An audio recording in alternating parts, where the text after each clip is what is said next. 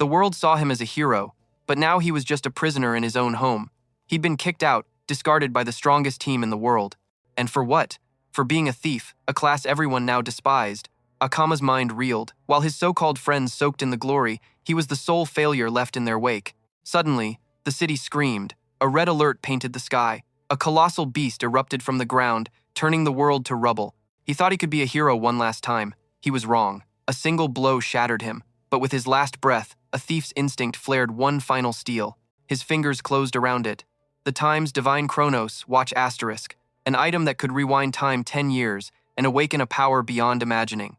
There was no choice. He accepted. The world shattered and reformed, and Akoma was young again, armed with a future's worth of knowledge. Now, he's a whirlwind of vengeance. He tears through monsters, conquers dungeons, and his power skyrockets. But to see how this new beginning was born, we have to go back to the moment it all ended. To a man trembling, unable to process the words his oldest friend had just said. They had built that team from dust and blood, clawing their way to S-rank together. So why? Why was this happening? His companion's eyes were cold steel. You really don't get it, do you? Fine, I'll spell it out for you one more time. The name was a curse, spat from his lips. Akoma Ichinose. The words struck Akoma harder than any fist. You are out of the glorious sword team. 15 years before this betrayal, the world had cracked open. Strange portals began appearing across the globe.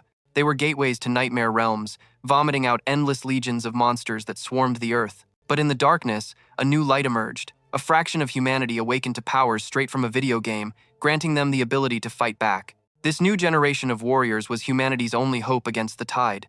They were given a name, Hunters. A younger Akoma stared at the glowing system window before him, a script from another world. This was his reality now. Every new hunter had to choose a class. Mages were cannons of glass, slow to cast and easy to shatter. One wrong move, and you were dead. The weight of the choice was immense. So, what path did he take? He chose the Bandit. Its blinding agility was the key. His priority was simple: survive, get experience, and get strong. Akoma could only watch, stunned, as his plan worked perfectly. The experience points poured in faster than he could have dreamed. He rose through the ranks, becoming the high-level hunter known as Time's Swift Blade Asterisk. But as he grew, so did the threat from the portals. A winged horror, a griffin from the depths of hell, descended upon the city. Akoma met it head-on, fighting for his home, for the world. Back then, he truly believed that this was his life, that he would always be a hero on the front lines. His leader's voice sliced through the memory. "We want you out." Akoma was floored. "Why?" The man just sneered, his patience worn thin. "Are you really that stupid?" "You know exactly why," he snarled, his words dripping with contempt. "The monsters are getting stronger.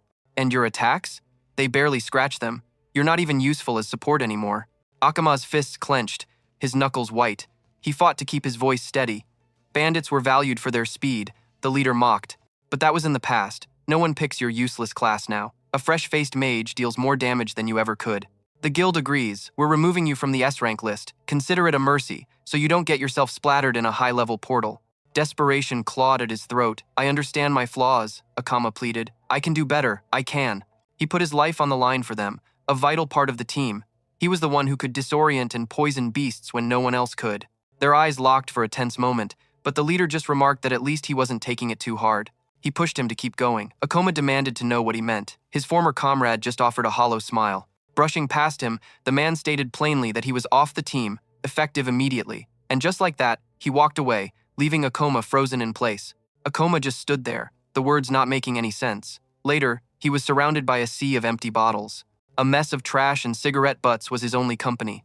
Tears streamed down his face, his body racked with sobs. He sat on the floor, a lighter clutched in his hand. His gaze drifted sideways, landing on a painful reminder. Being a hunter, it was his entire world. He never got the credit he deserved, but he always believed his sacrifices would mean something. He let the ash from his cigarette fall, whispering that this was his reward. The thought echoed in his mind. He was never good enough. That's why he'd poured his own money into supplies, into better gear. Now he didn't have a single cent to his name. He'd lost his rank, and with it, the right to even enter high-level gates. A notification lit up his phone. The glorious sword team had succeeded in their China expedition. They had conquered the Palace of Toddy, a gate everyone had called impossible. The world was celebrating their victory, their triumph. Meanwhile, Akoma was paralyzed, staring at the news. He watched the comments flood the chat, discussing the historic clear. Someone asked where he was. Another replied he'd been kicked out, called him dead weight. That single comment shattered him. A surge of pure rage coursed through him. He hurled his phone against the wall. He screamed, asking why he ever chose to be a rogue. He knew if he sold his gear, he'd have enough to get by. But it was never about the money. Memories of their time together flooded his mind, a cruel torment. He let out a raw scream, crying that he gave them everything. He collapsed to the floor, utterly broken. He had nothing left. Then, his shattered phone buzzed with an emergency alert. Akoma's eyes widened in shock. The screen read, S-rank monster sighted in the Morima district of Tokyo. It was an order for immediate evacuation to the nearest shelter. The news sent a chill down his spine. The glorious sword team was out of the country. There were no hunters left in the area strong enough to face a threat of that magnitude. And neither was he. He couldn't do a thing alone. But then, his gaze fell upon his discarded equipment. A sliver of resolve cut through his despair. Maybe there was one last thing he could do. In the sky, a colossal, armored beast appeared. Akoma was already in the fight, a grim thought crossing his mind. Good thing he hadn't sold his gear yet. The monster was Kronos, the dragon of spacetime. It was more terrifying than any report could ever describe. Akoma steeled himself. If this was the end, he would make it a glorious one for his hunter career. He let out a defiant yell, declaring the start of their final battle. The dragon responded with a deafening roar. The ground shook, debris flying everywhere. He charged forward. I am a hunter. My only job is to buy time. Get everyone out. Hold the line until the other S ranks arrive. He lunged forward. Kronos met his charge, a blur of monstrous speed. The force was staggering. The beast was impossibly fast, his dagger shattered into pieces. He threw himself back, desperately evading. He barely cleared the strike. The air behind him detonated in a massive explosion. The sheer power was horrifying. The dragon roared, its eyes locking onto the insignificant man before it. Akoma knew if he took one more step, he was dead. He summoned his twin-bladed scythe, Hydra**. The blade screeched across its scales, leaving not a single mark. A cold sweat beaded on his brow, the venom dripping from his weapon. It had no effect. The monster was immune to poison. Without warning, Kronos swiped. A flash of claws. Akoma's instinct screamed, and he dove aside. He made it, but just barely. This wasn't a fight, he couldn't win. Not like this. If not for his bandit class, he'd be a corpse already. But now, he was trapped. Nowhere left to run. This was his last chance. He uncoiled a rope tipped with a sharp blade, spinning it into a silver blur. He launched it straight at the beast. It was his time's Kleptoclaw*, a skill meant to steal. He prayed the monster had something, anything, that could help. A flicker of hope in the face of annihilation. His eyes widened as the dragon's claws descended upon him. The impact was like thunder. His armor exploded into shrapnel. Through the agony and shattered bone, the hunter laughed. So, this is it, he choked out. Lying in the rubble, drowning in his own blood, he wondered if this was truly the end. His vision swam in a haze of red. A life spent saving countless others, only for his own to end here, alone and broken. If only he had one more chance, a glint of light in his hand. What was that? The Times Kleptoclaw*. It had worked. It had snagged an epic item, the divine pocket watch. It offered a single one-time chance to return 10 years into the past. His breath hitched. 10 years? Could he really go back? Pain seared through him, mocking the impossible hope blooming in his chest. The ground shook. The dragon was coming to finish him. Akoma stared up at the descending shadow, his hope extinguished. This was no time for doubt. He summoned the last dregs of his strength. He gripped the watch, his voice a raw scream. Take me back to the past. The monster's claw was inches from his face. A talon tore through his chest, cold, final, his consciousness frayed as darkness pulled him under. Suddenly, a piercing noise. What was happening? He forced his eyes to open. He was on the floor of his old room. An alarm clock blared in his hand, displaying the date. Friday, 20:30, 8 a.m. A jolt of disbelief. A dream? Akoma whispered, scrambling to his feet. He ripped the curtains from his window. The former S-rank hunter stood frozen by the sight. He fumbled for his phone. The calendar was from 10 years ago, the divine watch. It was real. He commanded, status window. His heart pounded. There on the screen, his class was listed as undecided. He had truly returned to the past. A faint smile touched the protagonist's lips. He finally had a chance to rewrite his own history. With a new fire in his eyes, he swore to become the strongest hunter who ever lived. On the news, a man reported that people were dying in there, demanding they restrict all service entries into the portals. The protagonist watched the broadcast while brushing his teeth. An older official argued that with monsters growing stronger each year, sending in the powerless was just a death sentence. Akoma glanced at his watch. It was real. He was truly 10 years in the past. He remembered a time when people had stopped arguing about this. In the end, it became brutally clear. Everyone had to fight to protect themselves, and knowing the future was the ultimate weapon. Only he knew which monsters dropped the most experience, or where the rarest items were hidden. But first, he needed a class, and for that, he had to hit level 10. Portals for low-level, classless hunters were scarce, so the guild kept a tight leash on all restricted zones. He stood in a goblin den, an F-rank portal, knowing that after this last kill, he would finally reach level 6.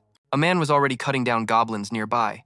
The old-timer let out a chuckle. "Looks like I got here just in time," he said. "You all right, kid?" But in my head, I was just wondering who the hell this guy was. The man lectured him, saying a kid could never clear this portal alone. "Goblins are weak," he explained, "but they're deadly in a pack."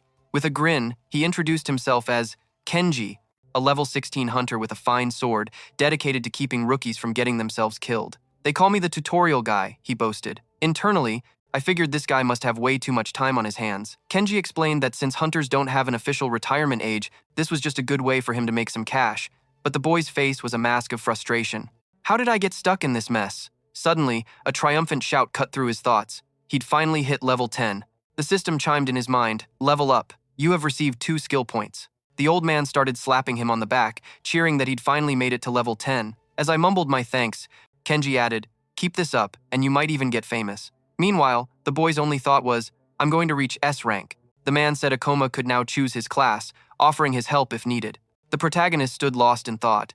Every class offered a unique skill tree, unlocked by spending skill points. The old hunter suggested the swordsman class, so the kid could fight head-on, just like him. But with your agility, he mused, the bandit class would be a solid choice too. However, he was puzzled when he saw the boy still hadn't picked a class.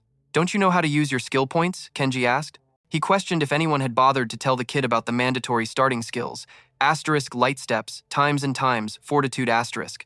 Those 2 skills were the foundation, responsible for boosting a person's physical stats. They were considered essential for any beginner, a basic defense for those who had none. But his goal wasn't just to survive, it was to become the strongest of all time. He couldn't afford to waste a single point. His path required only one skill. As he made his choice, Kenji tried to stop him, his voice cracking as he begged the boy not to do it. The old man began to rant, screaming that damage resistance skills were worthless, and fall damage resistance, that was the most useless of them all. Then, a system window flashed. He had acquired times fall damage resistance asterisk. The old man stared. Was Akoma afraid of heights? He warned him to be more careful with his next choices, but his shock only deepened. Kenji watched in horror as Akoma dumped 10 more skill points to upgrade the resistance to level 2. His mind reeled. Before he could protest, another 15 points vanished, evolving it to level 3. Kenji was devastated. He muttered that the kid had just thrown away all his potential on times fall damage resistance asterisk. Now, only 2 options remained. Either become a swordsman or remain a civilian. But the protagonist just smiled, assuring him there was another way. The words left Kenji speechless. Akoma chose the times gravity master times class. It was a hidden path, a secret that only appeared when a player spent every single skill point from levels 1 to 10 on times fall damage resistance asterisk. For the longest time, no one even knew it existed because of its insane requirements. But even after its discovery, most players still avoided it. Manipulating gravity was incredibly difficult, but Akoma had been an S-rank hunter before. He knew this wasn't just a good class, it was the best. The old man yelled, ordering him to stop. This would turn the boy into a fragile mage. He insisted Akoma could still cancel, could still choose to be a swordsman, but Aikoma's resolve was absolute. This was what he wanted. With that, the system confirmed it. A new class was his, along with the powers of times gravity manipulation times and times gravity magic asterisk. Seeing his success, the protagonist let out a triumphant yell. He was finally a mage. This time, he would become a powerful S-rank. This time, he would never suffer that kind of humiliation again. Kenji, however, was still a nervous wreck watching the rookie. He called out to the boy, trying to explain that the mage class wasn't as glorious as he imagined. The old man warned him that mages were vulnerable, that their death rate was far higher than any other class. He even suggested the kid should just quit being a hunter. Akoma saw it coming. He'd expected this reaction. People always underestimated the true power hidden in other classes. Suddenly, Kenji's face twisted in pure terror as he started screaming. He pointed wildly. A red-hooded goblin, level 17, had just appeared out of thin air. Kenji's blood ran cold. He couldn't believe a high-level monster had spawned right here. The goblin immediately charged one of the female hunters. Kenji rushed to help her, to buy her a second to escape. But he knew the truth. He wasn't strong enough for monsters like this. It was why he never left the starting zone. The rest of the hunters. They were all level 10 or lower. No one here could stop that thing. His heart hammered in his chest. Kenji's eyes landed on the new mage. Gripping his sword, he charged, screaming that he would handle the goblin. Even Akoma was surprised to see a Red Hood here, but internally he was calm. At Kenji's level, a monster like that should be no problem at all. But the old man was on the defensive, barely holding on against the goblin's relentless assault. I can tell he has no real experience fighting monsters stronger than he is. The old man screams for help any hunter level 15 or higher. They point to Kenji. Isn't he level 16? But he just admits he can't fight something above his rank. My heart sinks. I guess I can't offer to help after all. That thing is too strong. I can't even track its movements. A single strike and I would die instantly. My situation is hopeless, and I don't even fully understand my own abilities yet. A gravity master's stats are a joke, but then I remember how he helped me, how he worried about me. I can't let a good man like Kenji die. It just feels wrong. My hand tightens around my sword. I've always liked a challenge, I think to myself. Let's see if I can shatter this class's weakness. Kenji looks at me, shocked. Your level is too low, the old man warns. Mages are paper against melee. It'll kill you in the blink of an eye. I tune him out, my focus entirely on the beast. Hey, Red Hood. The monster's frenzied eyes lock onto me. I'll use it, I decide, to test my true power as a gravity master. I'm risking my second chance at life on the belief that this is the best class there is. And I can't run away from something this weak. I step forward. Otherwise, choosing this path was meaningless. Kid, run! The old man yells. At the same moment, the monster draws its sword and charges. The curse of being a mage is their pathetic physical stats, always forced to rely on other hunters. But I'm different. As a gravity master, I can use times gravity manipulation times to temporarily boost my own attributes. I trigger the skill, reducing the world's pull. Asterisk. Half gravity asterisk. With a burst of speed, I easily dodge its attack. Even Kenji is stunned. How did he get so fast? He whispers. It's an ability that cuts gravity's pull by half, increasing my movement speed. The catch is, I can only move in straight lines. But that's fine. Not as long as I can predict its moves. The monster attacks again. I'm already somewhere else. In my past life, I fought thousands of monsters at once. My only weapon back then was my speed as a rogue. The Red Hood shrieks as my blade leaves a deep cut. The old man is still asking how a low-level mage can land such quick strikes. It all comes down to a deep understanding of mana management and the true nature of this class. Most gravity masters never learn to equalize their physical stats, but low-level monsters, they run on simple patterns. That makes them easy to fight. All I have to do is be faster. Oma, how is this possible? The old man yells. Old man, finish it now. I shout back. Kenji snaps out of it and charges, his sword ready. I hold the monster's gaze, watching as it turns its head toward the rushing old man. A smile spreads across my face. You dare turn your back on me? I activate my magic. Asterisk. Gravity lock. Asterisk. The goblin freezes mid-stride, trapped in place. It's completely paralyzed as it hears a new sound coming from directly above. The old hunter winds up for the killing blow. He strikes true. A flash of light, 2 level-ups at once. Staring at the goblin's lifeless body, Akoma can't believe it. It actually worked. A wave of relief washes over him. This proves it. I can become the strongest hunter ever, the crowd murmurs. That kid is a rookie. But he took down the Red Hood like it was nothing. Kenji watched, his mind racing. He outpaced that monster. A low-level hunter shouldn't be able to do that. He looks at the kid, stunned. The brat has no clue what he just accomplished. Still reeling, Kenji mutters.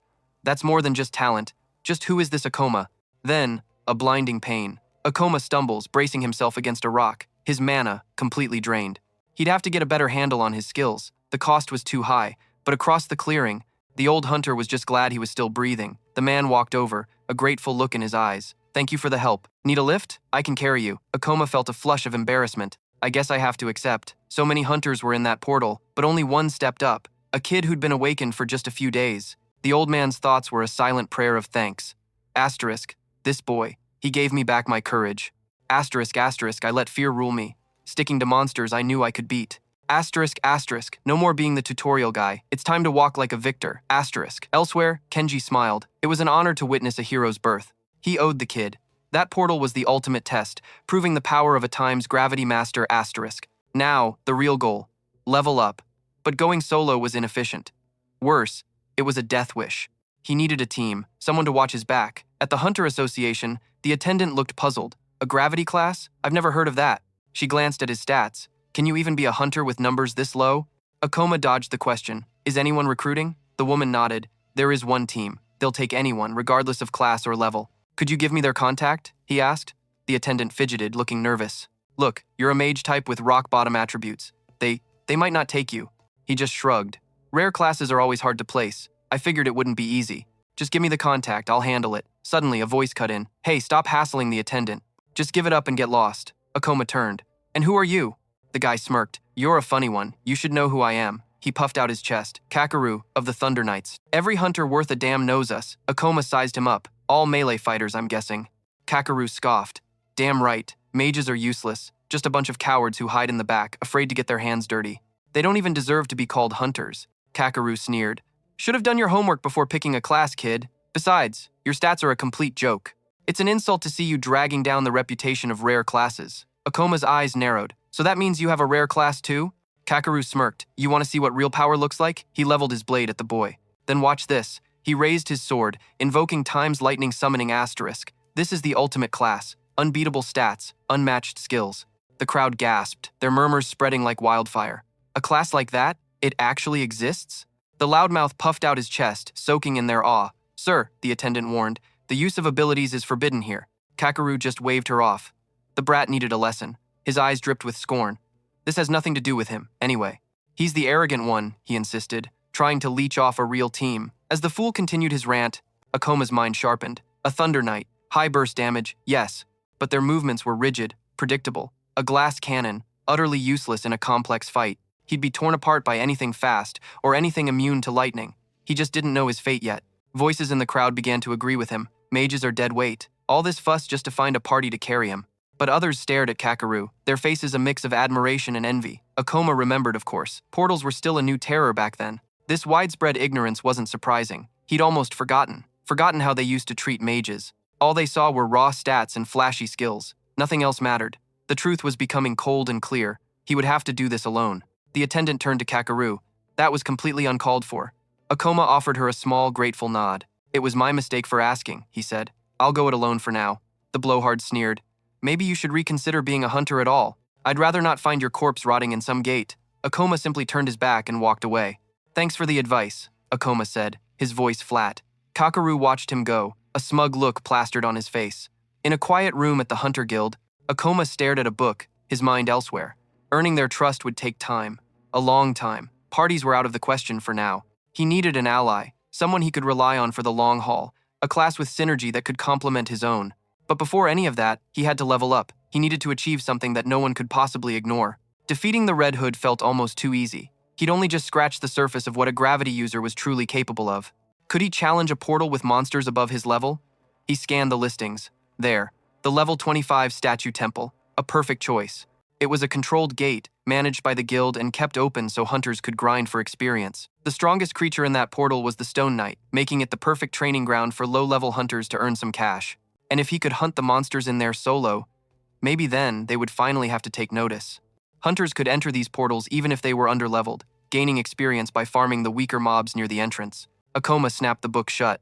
I can do this. His path was set. Level up in the statue temple, then find his own allies. Deep inside a dungeon, a man ran for his life down a long flight of stairs. He was bleeding. He was terrified. This is ridiculous, he screamed into the darkness. It makes no sense. Suddenly, his foot snagged. He crashed hard onto the cold stone floor. A raw scream tore from his throat as he looked up in pure horror. A massive shadow fell over him. A stone golem stood, silent and immense, its empty eyes fixed upon him. He stood there, caked in blood. The attendant's eyes went wide. He was only level 12, and he wanted to enter the statue temple alone? But Akoma's voice was flat. There's no rule that says I can't. Her hands trembled. I know, but you're walking to your own grave. That gate is for level 25s at least, and anything can happen inside a dungeon. Akoma just walked past her. I'm just going to take a quick look. I won't be in there long. But standing before the swirling portal, he knew the truth. To get stronger, you have to risk it all. He'd done this before fighting monsters far above his rank. It was the only way, the only path to gain the experience he so desperately needed. But this time had to be different. One kill in here could skyrocket his level, a leap he couldn't get anywhere else. Inside, stone figures lined the hall. Silent sentinels. One of them had a glimmering crystal embedded in its forehead. It moved, a blur of stone aiming for his back. But he was already gone. Saw you the whole time. Akoma's status window flashed. Level 20. He stared the stone creature down. I can handle this. He weaved through a storm of stone fists. Then, a flicker of surprise. He was trapped. The monster closed in, relentless. He activated Time's gravity reduction asterisk. The world felt lighter. He shot upwards, escaping the corner and landing a sharp blow on his way down. His blade scraped stone, not even a scratch. But it didn't matter. Asterisk, this thing can't kill me. Asterisk, because now he could see its flaws, every crack, every seam. He exploded into motion, a whirlwind of strikes against the statue. Chips of stone flew. He was doing damage, but it was going to be a long fight. Figures. A defense this high was expected. The golem charged again. This could take a while. but it was the perfect chance to test a theory. He hit times gravity reduction asterisk, sidestepping the monster's lumbering attack with ease. Then, in midair, he reversed it. Gravity crushed down on him, his sword aimed true. One single, perfect strike. His blade plunged deep into the monster's stone chest. A spiderweb of cracks appeared, glowing with a fierce red light, and the statue shattered in two. First, he made himself lighter, faster. Then, he used gravity to accelerate his own mass, focusing all that force into a single point. A perfect combination, just as he'd planned. The notifications flooded in, multiple levels gained at once. Time to put these to use. He pulled up his status window. I know just what to do. He scanned his points. Only enough to upgrade one skill. The choice was obvious. He poured everything into times gravity manipulation asterisk, and confirmed. The skill evolved. Level 2. Now he could control the times, direction, times of gravity on his own body. A small smile touched his lips. He could not just lessen or increase the pull, but change its vector entirely. Oh, he was going to have fun with this. But that wasn't the main reason he came. He knelt down, reaching for the demon stone, the monster's core. This was his proof. Proof he'd slain a stone knight. He had what he came for, but his mana bar was still nearly full. He scans the battlefield, searching for another target. More statues. He decides to hunt a few more, to truly test the limits of this new power. Without warning, a bolt of lightning descends from the ceiling, obliterating one of the statues in a flash. The Thunder Knights party. They were clearing the same gate. One of Kakeru's companions smirks. He's the real deal, I guess. He took out one of those things with a single strike. The woman notes that the stone knights seem resistant to electricity, but his skill just overpowered it. The man scoffs. That was a cakewalk. Are all these managed gates this pathetic? He laughs. Leveling up is starting to drag. We need to find a gate with some real monsters. He grinds his boot into one of the smoldering stones, his silence a statement of pure dominance. His companion glances over. Don't you think you were a little harsh on that kid from the guild? But Kakeru is unconcerned. Someone had to teach him his place. Honestly, I did the kid a favor. He would have gotten himself killed. It was tough, sure, but it was for his own good. He needed a reality check. Someone had to say it. His teammate frowns. That's not how it looked. Suddenly, a deafening roar echoes from a deeper chamber. Kakeru draws his blade. Is that another one? His friend points out the space is much taller than the last one. But the man just shrugs. It doesn't matter. Some monsters are just bigger than others. It's nothing. Then, a colossal stone warrior lurches into view. Both of his companions freeze, asking what that thing is. A grin spreads across Kakeru's face. Finally, he says, things are getting interesting. That's a level 30 statue. It towers over everything they've faced before. His friend, pale with fear, insists they can't possibly fight a level 30 monstrosity. Kakeru stares, indifferent. You know, I've been thinking about something lately. Fighting monsters at my level. It's not fun anymore. It's too easy. Since we Thunders are so much stronger than other hunters, I want to see what this stone knight is made of. The monster hefts its weapon. The ground cracks under the sheer pressure. His companion pleads, Are you sure about this? But Kakeru just grips his sword. There are 3 of us. It's one of the big ones, a high level, sure, but at the end of the day, stone knights are just moving statues. That's why they're slow and dull. The monster attacks. A blur of stone. He dodges, but only just. A bead of sweat forms on his brow. The Luminec admits, okay, maybe it's a little faster because of its level. He leaps toward his enemy. But it doesn't matter. I can still expose its weakness after I land a hit. With that, his lightning-charged sword smashes into the monster. His eyes widen. This just got a lot more complicated, he mutters. Its defense is higher, too. The Stone Knight is already raising its massive sword again. No hesitation. It brings the weapon down with crushing force. He activates his times, Thunder Knight times power. Kakeru thinks he can block the attack, that he can escape its range. But then, the statue moves with impossible speed. He's hit. A searing gash is torn across his chest. He crumples to the ground, questioning how anything could be this powerful. Terror floods his senses. Only a few items exist at levels higher than mine, he gasps. But apparently, this thing, it's on a whole other level. His partner's voice cracks with terror, a desperate warning about the mana pouring off it, a clear sign not to take this beast lightly. But the words die in his throat.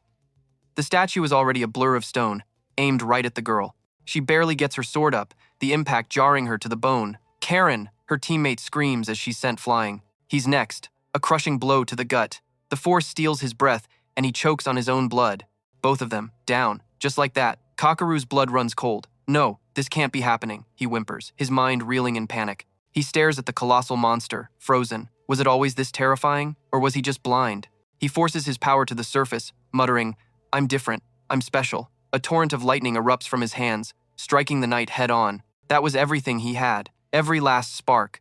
But as the light fades, so does his final shred of hope. He can only watch, helpless, as the statue's hand closes around his blade. A sharp crack. His sword splits in half. He stumbles back, his mind blank with terror. The fear is too much. It breaks him. Hot tears stream down his face, his body shaking uncontrollably. But the monster doesn't stop. It just keeps coming. Each step shakes the ground, a slow, inevitable march. This isn't real. It can't be. The creature's new blade rises, blotting out the light. No, no, not like this, Kakaru screams. He doesn't want to die here. Not like this. Lying on the ground before him are the shattered remains of his pride. The Stone Knight pauses, looking down at him not as a warrior, but as an insect to be crushed. He's trembling, shaking so hard his teeth chatter. He falls to his knees, begging, "Please, don't kill me," he sobs, his voice raw with terror. "Somebody, anybody, save me." Then, a flash of purple. A leg descends, crackling with arcane energy, just as the monster's massive blade begins its final descent. The protagonist lands, a whisper of movement. He activates his skill, gravitational reduction, The giant statue freezes mid-swing. An invisible weight presses down on it. It strains, its stone head swiveling, searching for the source of this new power. It spots a faint purple glow near its ribs. Farther off, the protagonist lands lightly. He knew a single skill wouldn't be enough. Kakaru stares, shocked. You're that rookie from the guild? The mage? The boy doesn't answer. His focus is absolute. Annoyance replaces fear in Kakaru's voice. "What are you doing? Get out of here. You can't possibly beat that thing." The protagonist, now level 16, glances back. He's right, of course. This won't be easy. It's a level 30 Stone Knight, an irregular, one that grew this strong by devouring countless hunters and monsters. Still, he has to admit, the sheer size of it is incredible. "I just came for a quick hunt," he thinks, something easy before heading out. But this, he never expected to run into a monster of this scale. From the ground, Kakaru shouts, "Stop gawking and run, you fool." "It took us all down before we could even land a hit," he yells, gesturing to his fallen comrades. The protagonist ignores him, his focus narrows. He activates time's gravitational reduction times again. Across the clearing, the monster mirrors him. It gathers power for a devastating strike, but the boy is already gone. A blur of motion. Too fast. The statue pivots, its attack changing direction mid-swing. The protagonist's feet touch the ground for a split second. Then he launches himself upward. He soars over the sweeping attack. Now he's above it, the perfect position. His blade descends, plunging straight into the Stone Knight's head. Pinned to the ground, Kakaru couldn't believe his eyes. After all, how was some low-level rookie mage doing that, fighting a monster like that on nearly even ground? In his mind, Aoma knew the creature was strong, but it wasn't fast. He could outmaneuver it. The problem was damage. He had nothing that could pierce its hide. The Stone Knight's defense was just too high. His attacks were useless, not to mention the massive level gap. Worse, his mana was bleeding out with every second he used his manipulation. He was running on fumes. Just then, the statue raised its weapon for another strike. Aoma sidestepped the blow. This was reckless, he knew, but he had to try. The monster's blade crashed where he'd just been. Kakaru watched, a flicker of hope dying in his chest. He knew it was a long shot, but he'd prayed the kid could pull it off. But it was no use. His attacks weren't connecting. His gravity ability consumed a terrifying amount of mana, but without it, he stood no chance against powerful monsters. He couldn't drag this out. It was time to end this, once and for all. Another massive slash cut the air. He dodged, then vaulted. He twisted midair, building momentum. Then, with a surge of power, he slammed his own gravity down, pinning the golem's sword to the floor. The beast swung a fist. Aoma leaped clear, and landed squarely on its head. Kakaru's jaw dropped. How is he moving like that? Is that his class? Aoma bounced on the monster's head, getting into position. He hated to use his level 2 manipulation ability, but he was completely out of options. He triggered it. Reverse gravity asterisk. Suddenly, he was standing on the ceiling, looking down as his enemy searched below, completely lost. He could use this on himself. A grim smile touched his lips. Well, that's a neat trick. He began to prepare. From this height, he could generate the force he needed. It was time to finish this. He activated time's gravity increase asterisk. His sword felt like an anchor. This would multiply his weight, combining it with the acceleration of his fall. The damage would be immense. "It's over," he yelled down. "You can't stop this." He plummeted like a human missile. Asterisk meteor fall times tore through the golem, ending everything. The stone giant split down the middle, crumbling into dust. As the pieces rained down, a notification flashed. Plus 524 experience points. Level 16 to 23, 14 new skill points. A satisfied grin spread across his face. The crazy plan actually worked. He just killed a monster nearly double his level. No wonder the experience gain was so massive. Victory! Aoma let out a triumphant shout, then fell to one knee, wincing as he upgraded his fall damage resistance to level 3. The impact had been brutal, he admitted to himself, but gaining that resistance skill ahead of schedule was worth the pain. Kakaru, however, was just stunned. Incredible, he breathed. After all, his own lightning attacks had done nothing against its resistances, and yet, this mage, this kid, had just shattered it. Shame crept onto his face. He looked at Aoma and asked, "Why? Why did you help me, after how I treated you back at the guild?" But fear quickly gripped the man. He assumed Ikoma was there for revenge, and his anxiety skyrocketed. Then the kid's voice cut through the tension, simply asking if Kakaru was okay, if he could stand on his own. Kakaru was stunned by the simple kindness. A laugh of pure relief escaped him. This wasn't what he'd expected at all. He reached out, shaking the kid's hand, thanking him for the save. Later, at the Hunters Guild, the receptionist's eyes went wide. She could barely process his words. "A level 30 Stone Knight?" she stammered, her disbelief mounting with every second. Her voice dropped to a whisper. "And you actually defeated it?" He just nodded, letting the silence do the talking. "That's impossible," she insisted. "You're a rookie. You were alone." He responded by placing the monster's mana stone on the counter. "Is this proof enough?" he asked. Her gaze was fixed on the core. A stone this large. It could only come from a level 30 monster, or higher. "It's hard to believe," she admitted, "but I'll register the kill." She then asked if he wanted to exchange the stone for cash. She noted its value. It should be worth around 200,000 yen, but the protagonist shook his head. Not right now. He needed this. It was his proof, his ticket to the next level. Just then, a familiar voice called out his name. It was Kakaru. He'd been searching for him, not just to offer thanks again, but to make him a serious proposition. With a grand gesture, Kakaru made his pitch. "How would you like to join the Thunder Knights?" A murmur swept through the guild. The Thunder Knights, the hottest rising team, were scouting someone? All eyes fell to the massive core in his hand. Whispers erupted this kid had to be the real deal. Kakaru grinned, telling him this was his lucky day. "An offer like this is a once-in-a-lifetime chance," he boasted. Ayakoma felt a flush of unease. He wasn't used to this kind of spotlight. Kakaru told him not to be shy, but Ayakoma's response was quiet and firm. "Unfortunately, I have to decline." Kakaru's smile vanished. "Why?" Kakaru asked, completely baffled. "I thought, aren't you looking for a team?" "I was," the protagonist admitted, "but I've changed my mind." And with that, he turned his back and walked away. He left Kakaru standing there, stunned. In his own mind, the path forward was crystal clear. If he kept leveling up at this pace, he knew he could finally achieve his goal. Soon, a new gate would open, the theater of maniacal dreams. Inside, a one-of-a-kind item was waiting, and thanks to the memories of his past life, he would be the first one there to claim it. Back in the present, a clatter of stones hit the counter. "I'd like to exchange these." The other hunters tensed up. The receptionist stared at the pile. "How do you bring in a haul like this every single time?" "I thought you were a solo player," she added.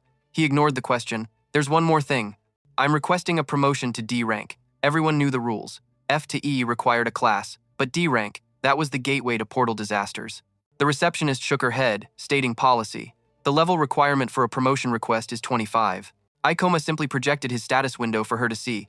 "Then it's not a problem," he said, pointing to the number. "Level 26. Her jaw dropped. A solo mage? At that level already? It completely defied all logic. "How could anyone level that fast in such a short time?" she whispered, her eyes narrowing. "It's suspicious." The receptionist then asked if gravity masters were really that strong. After some time, Ekamai had finally been promoted. Now he had more than just an amazing class, along with his 10 years of knowledge and experiences as a rank as hunter. Leveling up too quickly could attract attention he didn't want, but still he needed to hurry to get there on time. Many portals become available once a hunter is promoted to rank D, also making it easier to join teams. The most important part was that this would allow him to enter the portal where that great unique weapon would appear. The hunter who got such a weapon in his past life became a serial killer, probably because he obtained such powerful strength all at once, but this time he wouldn't let that fall into his hands. And for that, he needed someone to help him clear the portal. He began observing around him that there was no need for a large team, as that could be problematic at a certain level. At least having one more person would help, as he preferred to be cautious at the moment. But for that, he needed to find someone who could complement him with gravity stability. Him wondered what abilities would be suitable for the portal he was about to face, and the most appropriate would be to find someone who worked alone but also wasn't against teamwork. The protagonist thought for a moment, complaining that maybe he was being too demanding. To find someone in time, he would need to search all the guilds in the region. After some time, he admitted that he had spent half of his day visiting the guilds. This was already his 4th guild. As he entered through the door, he said maybe he should give up on some things. Suddenly, he saw someone calling their companion useless. A girl almost crying apologized, but her colleague said that an apology wouldn't change anything. Komao wondered what they were arguing about. The girl pointed at Satsuki, stating that she was fired. The girl tried to beg, assuring she would try harder. But irritated, the leader said that their abilities were terrible, with long cooldowns, claiming those techniques were useless. She said that in fact, she should be paying them for putting up with the dead weight for so long. The girl didn't know how to respond. Meanwhile, the protagonist was observing everything. He recalled when he was expelled from that group, but told himself there was nothing he could do for her. After all, he couldn't have a partner simply out of sympathy. His life depended on this. His ex-leader started mocking Satsuki, saying it was a shame she had chosen such a useless class, claiming it was something miserable and useless, just like her. Moreover, she said she knew what would happen the moment she heard the girl was a witch. For some reason, that made the protagonist extremely interested, even as the others told her to give up on being a hunter. Sorcery and gravity complement each other. She could deal a lot of damage against the boss in the portal theater. That's why he was a bit uncertain if he should recruit her or not. However, the girl asked what he was looking at. The protagonist introduced himself, saying he was a ranked D hunter looking for a team to join. She quickly became interested when she saw he had a ranked D hunter license. The girl tried to seduce him, informing him that she had just opened a spot in her group and asked if he would like to fill it. Excitedly, he called out to Satsuki. He asked her to join his party. The girl just stared, completely lost. Her old partner could only gawk, dumbfounded. But Ikoma knew this was his chance. A witch. She was the one he'd been searching for. The other woman scoffed, telling him not to waste his breath on that girl and to join their party instead. Flushed with embarrassment, Satsuki thanked him for the offer but pointed out the obvious: he was an E-rank hunter, and she hadn't even hit level 20. Ikoma took her hand, his grip firm. He promised her that leveling up would be the easy part. He looked her in the eye and said, "I need your help." Her own eyes fell. "My class is useless. I'll only drag you down." But even that didn't deter him. Akoma insisted, "I can help you." Her voice was barely a whisper. "I don't have any confidence. Maybe I should just quit for good." He shook his head. "I'm not asking for much. Just give me one chance." He promised he could help her find the confidence she'd lost. Satsuki bowed her head, a flicker of something in her eyes. If you truly mean it, then she would be honored to join. But her former partner couldn't hold her tongue. "I can't believe you'd pick someone so useless for your party. You'll regret this," she sneered. Ikoma just smiled. "Thanks for the advice, but I have something to add." He walked right past her, his voice low and certain. "When it comes to classes, I know more than anyone." And right behind him, his new partner followed. A witch could cover the weaknesses of a gravity master. Better yet, her class could pull off incredible feats inside a dungeon. That potential was a weapon in itself, as powerful as any of his own. Time passed. They were somewhere else now. He thanked her for trusting him. She looked away, muttering, "Witches aren't really that useful, you know." But he just smiled. "I'm a mage class too," he told her. "You might feel useless now, but in a few years, that's going to change." She asked if he really believed that. He didn't hesitate. "I'm certain." But then his tone shifted. "For now, we need to talk about a specific portal." Her nervousness grew as he explained this wasn't some controlled gate. They were heading into a portal that hadn't even officially appeared yet. One with a recommended level of 30 or higher. Satsuki was stunned. Level 30? And it's an uncharted portal on top of that? Uncharted portals gates that appear without warning. Their dangers completely unknown. Panic seized her. "I'm only level 17, and my class is garbage." He put a hand on her shoulder. "Don't worry, nothing will happen to you. I'll handle the fighting." He remembered his past life. He'd memorized every record, every report on every portal. That's how he'd built the perfect strategy to clear this dungeon. He declared with absolute certainty, "The two of us can clear this gate. Easily. You just have to trust me." A pang of guilt hit him for dragging her into this danger. But he had no choice. That weapon had to be protected, no matter the cost. Satsuki's voice was laced with suspicion. "How do you know about a portal that doesn't exist yet?" Ikoma admitted he couldn't reveal everything. He gave her a simple, unbelievable answer. A rare item. She didn't buy it for a second. After all, no item in existence could predict a gate this far in advance. And then, it happened. A shrill alert blared from everyone's phone. Her hands shaking, she fumbled for her device. Ikoma pulled out his own. All around them, panicked voices erupted, all saying the same thing.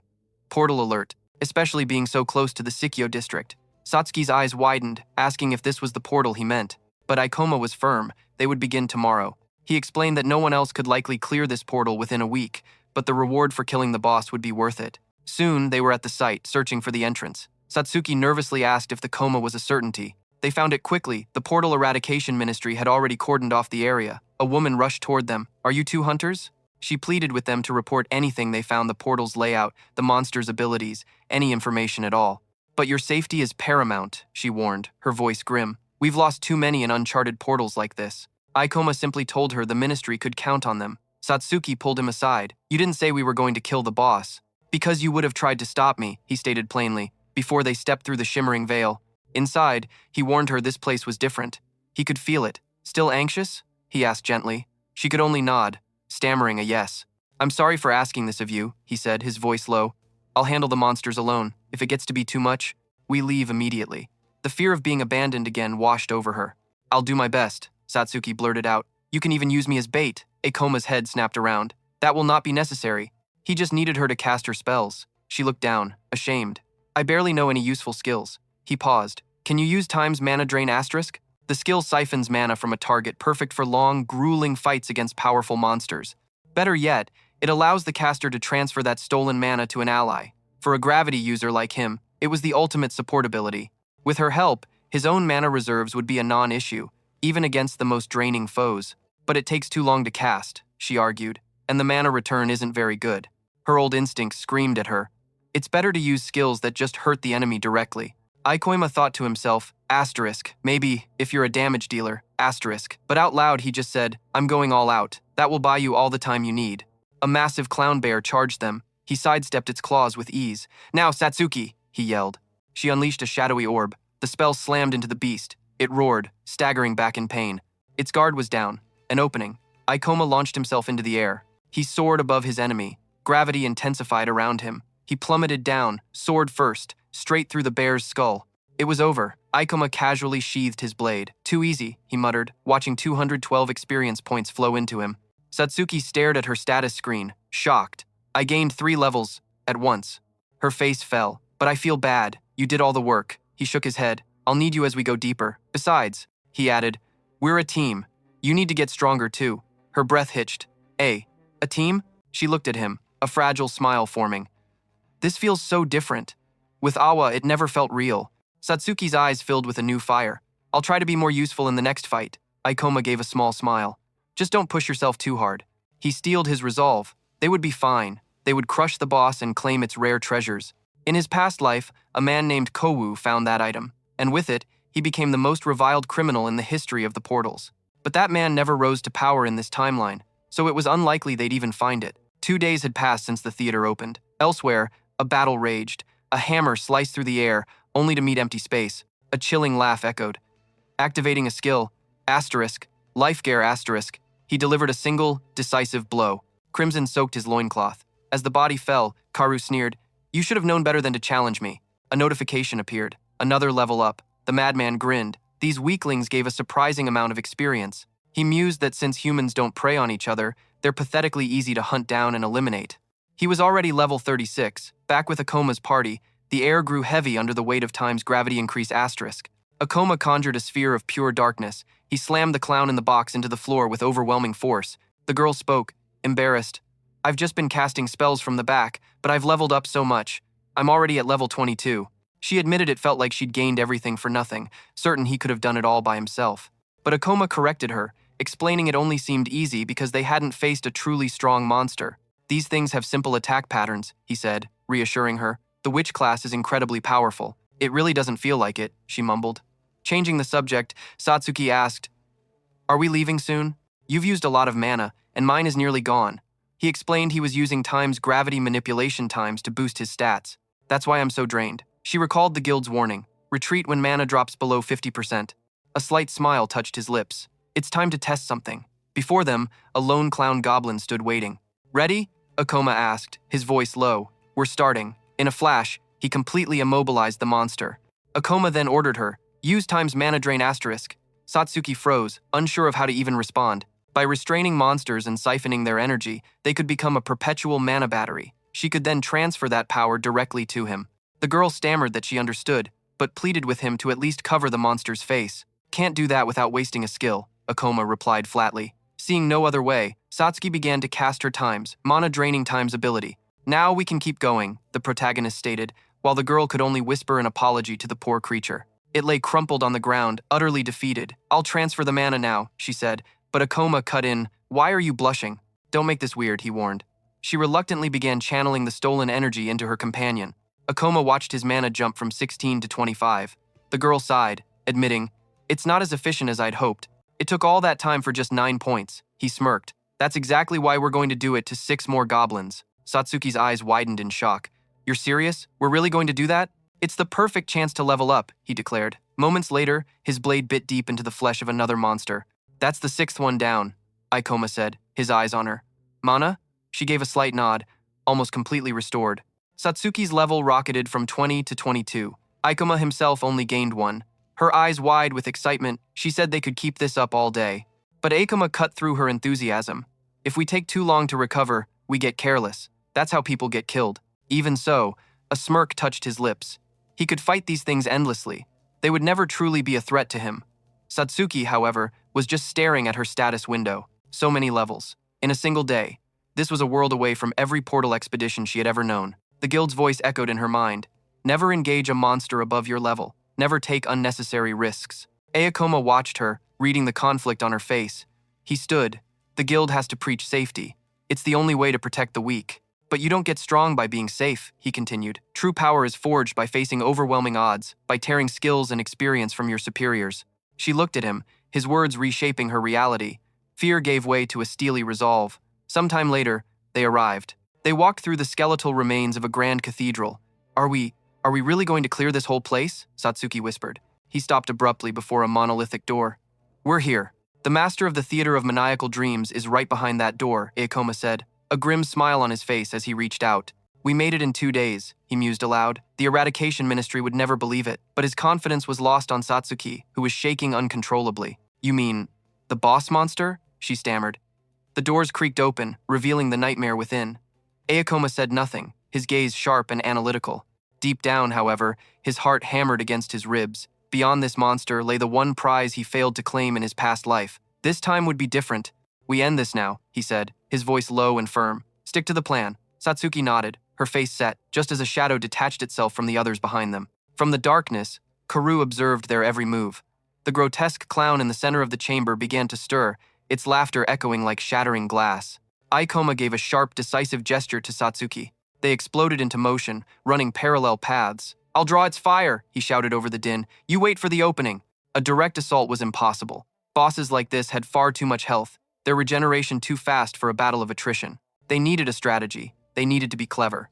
The clown's hands conjured a sphere of blinding energy. It launched the projectile. Akoma triggered times gravity reduction, times as the orb closed to within 1 meter. He sidestepped the blast with ease. Across the room, Satsuki began her work. She cast times mana drain asterisk. Invisible tendrils siphoned power from the boss's back, but the creature instantly sensed the intrusion. Its head snapped around. A psychic shockwave slammed into Satsuki, locking her body in place. Satsuki! Akoma's roar was filled with pure panic. Move! He screamed. Get out of there! It's using the teleport attack! It can't be stopped once it's cast. Run to the center. But it was too late. A horrifying light began to glow in one of the clown's eyes. A vast shadow fell over Satsuki. The creature materialized directly behind her, its hot, foul breath washing over her neck. Its jaw unhinged, a massive fireball gathering in its throat. It unleashed the attack at point-blank range, and then a blur of motion intercepted the blast. I'm not done yet, Akoma roared, planting himself before her. The monster just laughed, a sound of pure, unadulterated madness. Ikoma's power erupted, snuffing out the inferno just in time. Satsuki's eyes widened. That thing's attack was impossibly fast. Need some distance, Akoma muttered, launching himself back onto the giant clown's shoulders. The boss's eye flared with an ominous light. It locked onto its target. In a flash of distorted space, it teleported directly in front of Ikoma. A cold sweat trickled down Ikoma's spine. Twice in a row, the clown's monstrous fist was already swinging down to crush him. Ikoma! Satsuki's scream tore through the air. But just as the blow was about to land, he activated his skill. Asterisk. Gravitational reversal. Asterisk. The world erupted in a deafening blast. The monster's maniacal laughter echoed, confused. It couldn't comprehend what just happened, but its surprise was just beginning. There he was, suspended upside down from the ceiling, but the boss's eye ignited for a third time. Asterisk. This isn't as simple as I hoped, asterisk, Ikoma thought. Asterisk. But it's still going exactly as planned. Asterisk. Satsuki's mind flashed back to their conversation. She'd asked him, are we really not going to attack it directly? Akoma had laid it all out. Its spellcasting is instantaneous, he'd said. If we get close, we're ash. But if we attack from a distance, it just teleports right on top of us. But this thing has one critical weakness. The memory faded, snapping back to the fight. As planned, Satsuki unleashed her times, mana drain times again. The clown's head snapped in her direction, its painted eyes widening with greed. It saw an easy target. Panic seized Satsuki. Asterisk, I'm too close. He can't protect me from here. Asterisk, asterisk, now. Asterisk. The thought was a razor's edge in Ikoma's mind. The boss raised its massive palm, conjuring a sphere of destructive energy. Satsuki squeezed her eyes shut, bracing for the end. But nothing happened. The spell fizzled out. A slow smile spread across Ikoma's face. It's out of mana, Ikoma declared. That fire blast and 3 teleports, they burn through everything it has. Without its skills, it's just a big, dumb target. The monster, realizing this, turned to flee, but Ikoma was already coiling to spring. He launched himself through the air. Asterisk beat or fall, asterisk, he crashed down directly onto the boss's skull. There's no escape, Ikoma snarled.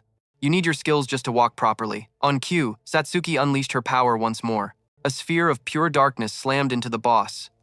The creature shrieked, a raw, agonizing sound. Ikoma cranked up the gravity, his body becoming a living projectile. The impact was final. The portal boss had finally been defeated. A wave of power washed over him. 1,043 experience points. Level up, level 30. Satsuki cheered, relief and joy flooding her face. We did it. What now? She asked, breathless. The gate's closing soon, Ikoma replied. We need to get out of here. What if we get trapped? Satsuki worried. Relax, Ikoma said. The gate stays open for at least half a day, and we haven't seen any other monsters. A faint blush crept up her cheeks. I knew that, she stammered. Just then, the clown's corpse began to pulse with an ethereal light. What's happening? Satsuki asked, confused. A grin touched Ikoma's lips. It worked. Materializing from the light was their reward for conquering the boss, the clown's blade. Perfect, Ikoma breathed, a slight smile on his face. For a gravity master, a weapon like this, it's practically a cheat code. Asterisk, this will make things even easier than I'd hoped. Asterisk, Satsuki looked at the strange weapon. Is this the equipment you were after? Its stats were incredible. A solid 11-point attack boost, plus a massive reduction in both skill activation time and mana cost. Satsuki noted the stats seemed average, but Ikoma just insisted it was absolutely incredible. He explained that the raw numbers were just a bonus. The item's unique effect was the real prize. For any class that lives and dies by their skills, this sword doesn't just give them a boost, it completely shatters their limits. A Gravity Master is most vulnerable between casting high-cost mana skills. This weapon completely erases that weakness. Her eyes widened as she finally understood. In his past life, the hunter who claimed this sword climbed the ranks with it. Then, he became a monster who preyed on other hunters. By taking this blade now, Akoma was preventing a future bloodbath. Meanwhile, Satsuki just kept staring at the weapon. She absorbed his words. It covers your weaknesses. Her voice trembled. So, does that mean you don't need me anymore? Akoma shot that down immediately. Not true. This sword won't stop me from running on empty. Are we still a team? With her gaze still locked on the blade, the girl quietly agreed that it was fine with her. Akoma was baffled by her tone, but then her head snapped up, a fire in her eyes. Just so you know, now it's a competition. He smirked. After gaining a few levels, it was time to spend some skill points, and since he was aiming for the absolute top, he had to pour everything into the exclusive Gravity Master skills. He weighed his options, the path forward becoming clear. This feels right, he said, pushing his times, gravitational magic times to level 2. He then upgraded his times, manipulation times to level 3. Just then, a new skill unlocked. Asterisk, super gravity bullet, asterisk. He realized he'd been relying solely on times, manipulation times this entire time. But now, this item would change everything. He felt the magic course through him, a thrill of anticipation. I have to test these skills now. Suddenly, a new voice echoed in the chamber. Well, looks like we arrived a little late. Karu stepped into the light. Seems the kid already took down the boss. A wicked smile spread across his face. You must be pretty strong, Akoma. A chill went down Akoma's spine. His mind screamed, asterisk, this is the worst possible time for this. Asterisk. He instantly recognized the tactic. This guy was using stealth, watching the entire fight, gathering intel on the monster. He was betting on them to kill each other off. Akoma had seen countless vultures like this in his past life. Who are you? Akoma demanded, his eyes narrowing. As he looked closer, a horrifying sense of familiarity washed over him. He knew that face. It was Ku, the man who took this blade in the past, the butcher who turned hunters into prey. Asterisk. How is this possible? Asterisk. Akoma's memory reeled. In the original timeline, it took Ku much longer to find this portal. The shock was overwhelming. The protagonist's mind screamed, asterisk, what is that psycho doing here so soon? Asterisk. Then the cold truth hit him. The guy wasn't late. He was hiding in the chamber the whole time, waiting to pick off the exhausted winner. What's wrong? Satsuki asked, sensing his sudden tension. But the man's gaze was locked on the sword. Is that the loot? He feigned surprise. You actually managed to get that from the boss? Then he asked, mind if I take a look? Of course, the protagonist replied, extending his hand. Internally, the man was already laughing at the naive fool. Looking between them, he sneered, you're both so naive. He pointed at Akoma. I'll kill you first. Then, I'll have some real fun with the girl. He strolls toward them, a predator's grin on his face. You really should watch your backs. His eyes flash crimson. A hand extends. A dagger appears. Asterisk. Life eraser asterisk. Akoma evades. Koru spins, a thrill in his eyes, but Akoma's sword is already a blur of steel. Fast, so fast. The assassin sidesteps the blow, vanishing from sight. In that instant, Akoma knows. He's gone. He cursed inwardly. He tried to end it before the man could react, but his speed was just unreal. As his companion gasps in shock, he's forced to accept the cold truth. Koru is on another level entirely. The assassin reappears, intrigued. That's strange. How did you see that coming? I had you pegged for a complete fool. But it seems this kid has a few tricks. Satsuki's voice trembles. Akoma, what is happening? His eyes stay locked on their enemy. This man is an assassin. He hunts other hunters. He's built for speed and stealth. Koru's eyebrow raises. Figured all that out already, have you? His playful demeanor vanishes. A cold mask slips into place. Good. Saves me the trouble. Hand over the item. And I promise I'll let you both walk away. Akoma's tone hardens to match. The thing about dungeon crimes is, they don't leave witnesses. So I find your promise a little hard to believe. For a moment, Koru's face is a blank slate. Then a slow, chilling smile spreads across his lips. This is good. You're smart, brave too, for someone so weak. He shifts into a fighting stance. I'm going to enjoy watching you choke on your own blood on your way down. But Akoma doesn't flinch. His grip tightens on his hilt, knuckles white, as a bead of sweat traces a path down his temple. This is bad. This is the serial killer who left a trail of bodies in his wake. The man who wielded the clown's blade in my past life. I never thought he'd be hiding in this time's gate. The moment our blades first met, the horrifying reality crashed down on me. There's no way I can beat this monster. Akoma, Satsuki cries out. Stay back, he roars, shielding her with his body. His voice is sharp, urgent. Assassins are fast. They get bonus critical damage from a surprise attack. He'll target you first if he gets an opening. Witches are support, not frontliners. You can't fight him up close. Don't move from that spot, he pleads, his voice low. Just leave this to me. Fighting this madman alone is suicide. But I can't let Satsuki near him. He has every advantage. Koru has years of experience, a killer's instinct, but more than that, the things he does. Satsuki would break if she saw them. He activates time's gravity reduction asterisk. Steel screams against steel. Even with a unique item, Akoma's arms shake from the impact. Koru chuckles. You're pretty good with that thing. But I've got some bad news for you. He leans in, his voice a venomous whisper. You've never killed a man, have you? He shoves Akoma off balance. I, on the other hand, have lost count. I don't lose these kinds of fights. Koru mused that this was the part where they usually break, but Akoma just tightens his grip and lunges forward again. The assassin dodges, a flicker of surprise in his eyes.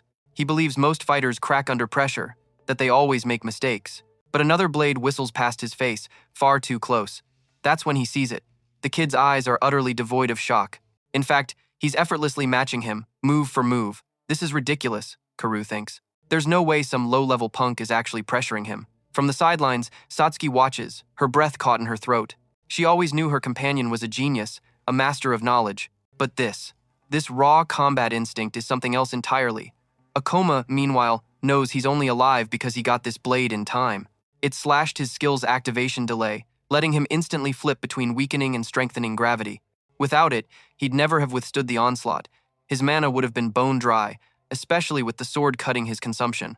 Suddenly, Kawaru roars. Playtime's over. His cheeks swell, preparing to unleash his true power. He spits a torrent of dark red fluid, a poison stream aimed straight for Akoma's heart, but the boy sees it coming. With a deft flick of his wrist, he deflects the vile attack. The assassin's eyes widen in disbelief. Impossible. Still stunned, he sees the protagonist charging him. He dodges, but Akoma was a step ahead, his blade already there to block a hidden needle.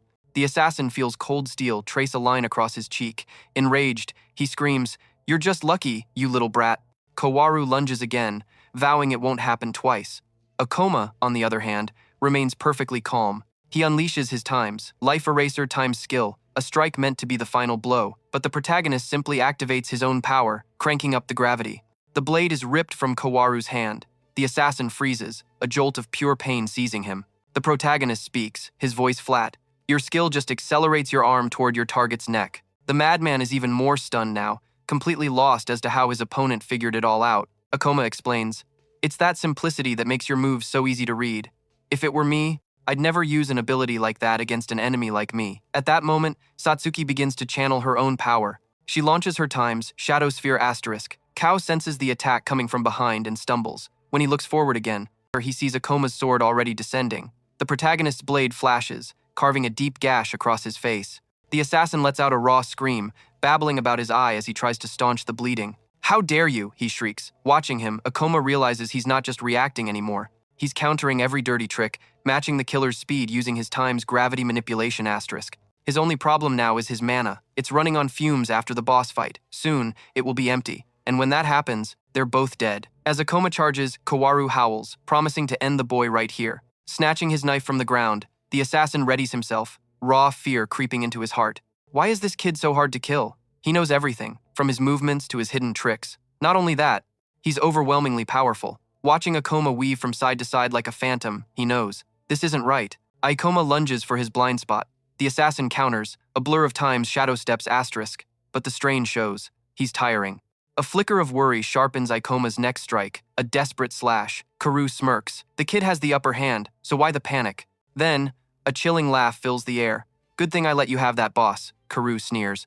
You're strong, kid, he admits aloud. In another life, you might have even been a hero if you walked out of here alive. He stomps the ground, his laughter echoing, unhinged and wild. But that's not happening. He snarls, his voice dripping with venom. You die here. Ikoma and Satsuki watch, a cold dread creeping in. Steel clashes in a frantic dance of blades, but Ikoma is fading. Each parry costs him more than the last. Satsuki tries to intervene. A shadow sphere erupts from her hands, hurtling toward the assassin. He vanishes. Asterisk, shadow steps asterisk. The sphere hits nothing but air. Terror grips Satsuki. He dodged every single one. Her mind races, a single thought screaming through the fear.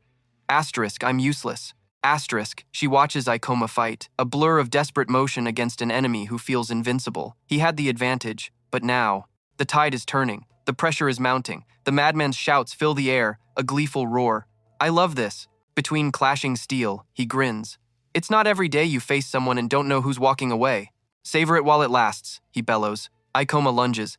The psychopath sidesteps with sickening ease. Anxiety gnaws at Ikoma's resolve. He feels the crushing pull of his own blade, the sheer weight of it. He pivots, uses the momentum. A swift, brutal kick. It connects, snapping the assassin's head back. Rage flashes in his eyes before he retreats. So, you have a few tricks, Karu growls, wiping his chin. Ikoma's mind races. Asterisk, gravity reduction asterisk, the skill that makes his body feel weightless. Acrobatic strikes, impossible dodges, it's been his lifeline, but it has a cost, and his enemy sees it. He sees the well running dry. A low, manic chuckle escapes him. Asterisk, he's burning through an active skill, asterisk, Karu thinks. Asterisk, he can't maintain that pace for much longer. Asterisk, and that's when I'll end him. Asterisk, out loud, he taunts. Looks like you're about out of time, kid. He presses the attack, a relentless storm of steel, and in that chaotic flurry, Akoma feels it. The last drop of his mana vanishes. This is it. One final shot. He leaps, and Karu is stunned. How is he doing that? Karu stares up, wondering if this is another one of the kid's impossible abilities. The assassin scoffs. It doesn't matter. You're a sitting duck up there, but Ikoma knows. He has one chance. One skill left. Asterisk. Gravity increase asterisk. Everything hinges on this single moment. His knuckles turn white around the hilt of his sword. He pours the last dregs of his power, everything he has left, into this one attack. He roars. Asterisk, meteor fall. Asterisk driving his opponent down toward the earth. Karu strains against the immense crushing force. What is this power? He screams. He realizes it's useless. No matter how hard he pushes, he can't break free. The blade inches closer, unstoppable. A deep gash tears across his chest. Akoma's body screams in protest as a system alert flashes. Mana at 0. Satsuki rushes to his side, her voice a hopeful cry. You did it! You won! But all he can offer is a broken apology. As darkness takes him, his last words are for her. I'm sorry, Satsuki. And behind them, a shadow rises. Wounded, but not broken, Karu staggers to his feet. The assassin spits a curse. The little punk's running on empty. He's on his knees, every muscle screaming, but he's standing. Akoma's voice is a raw whisper. Run, Satsuki. Just run.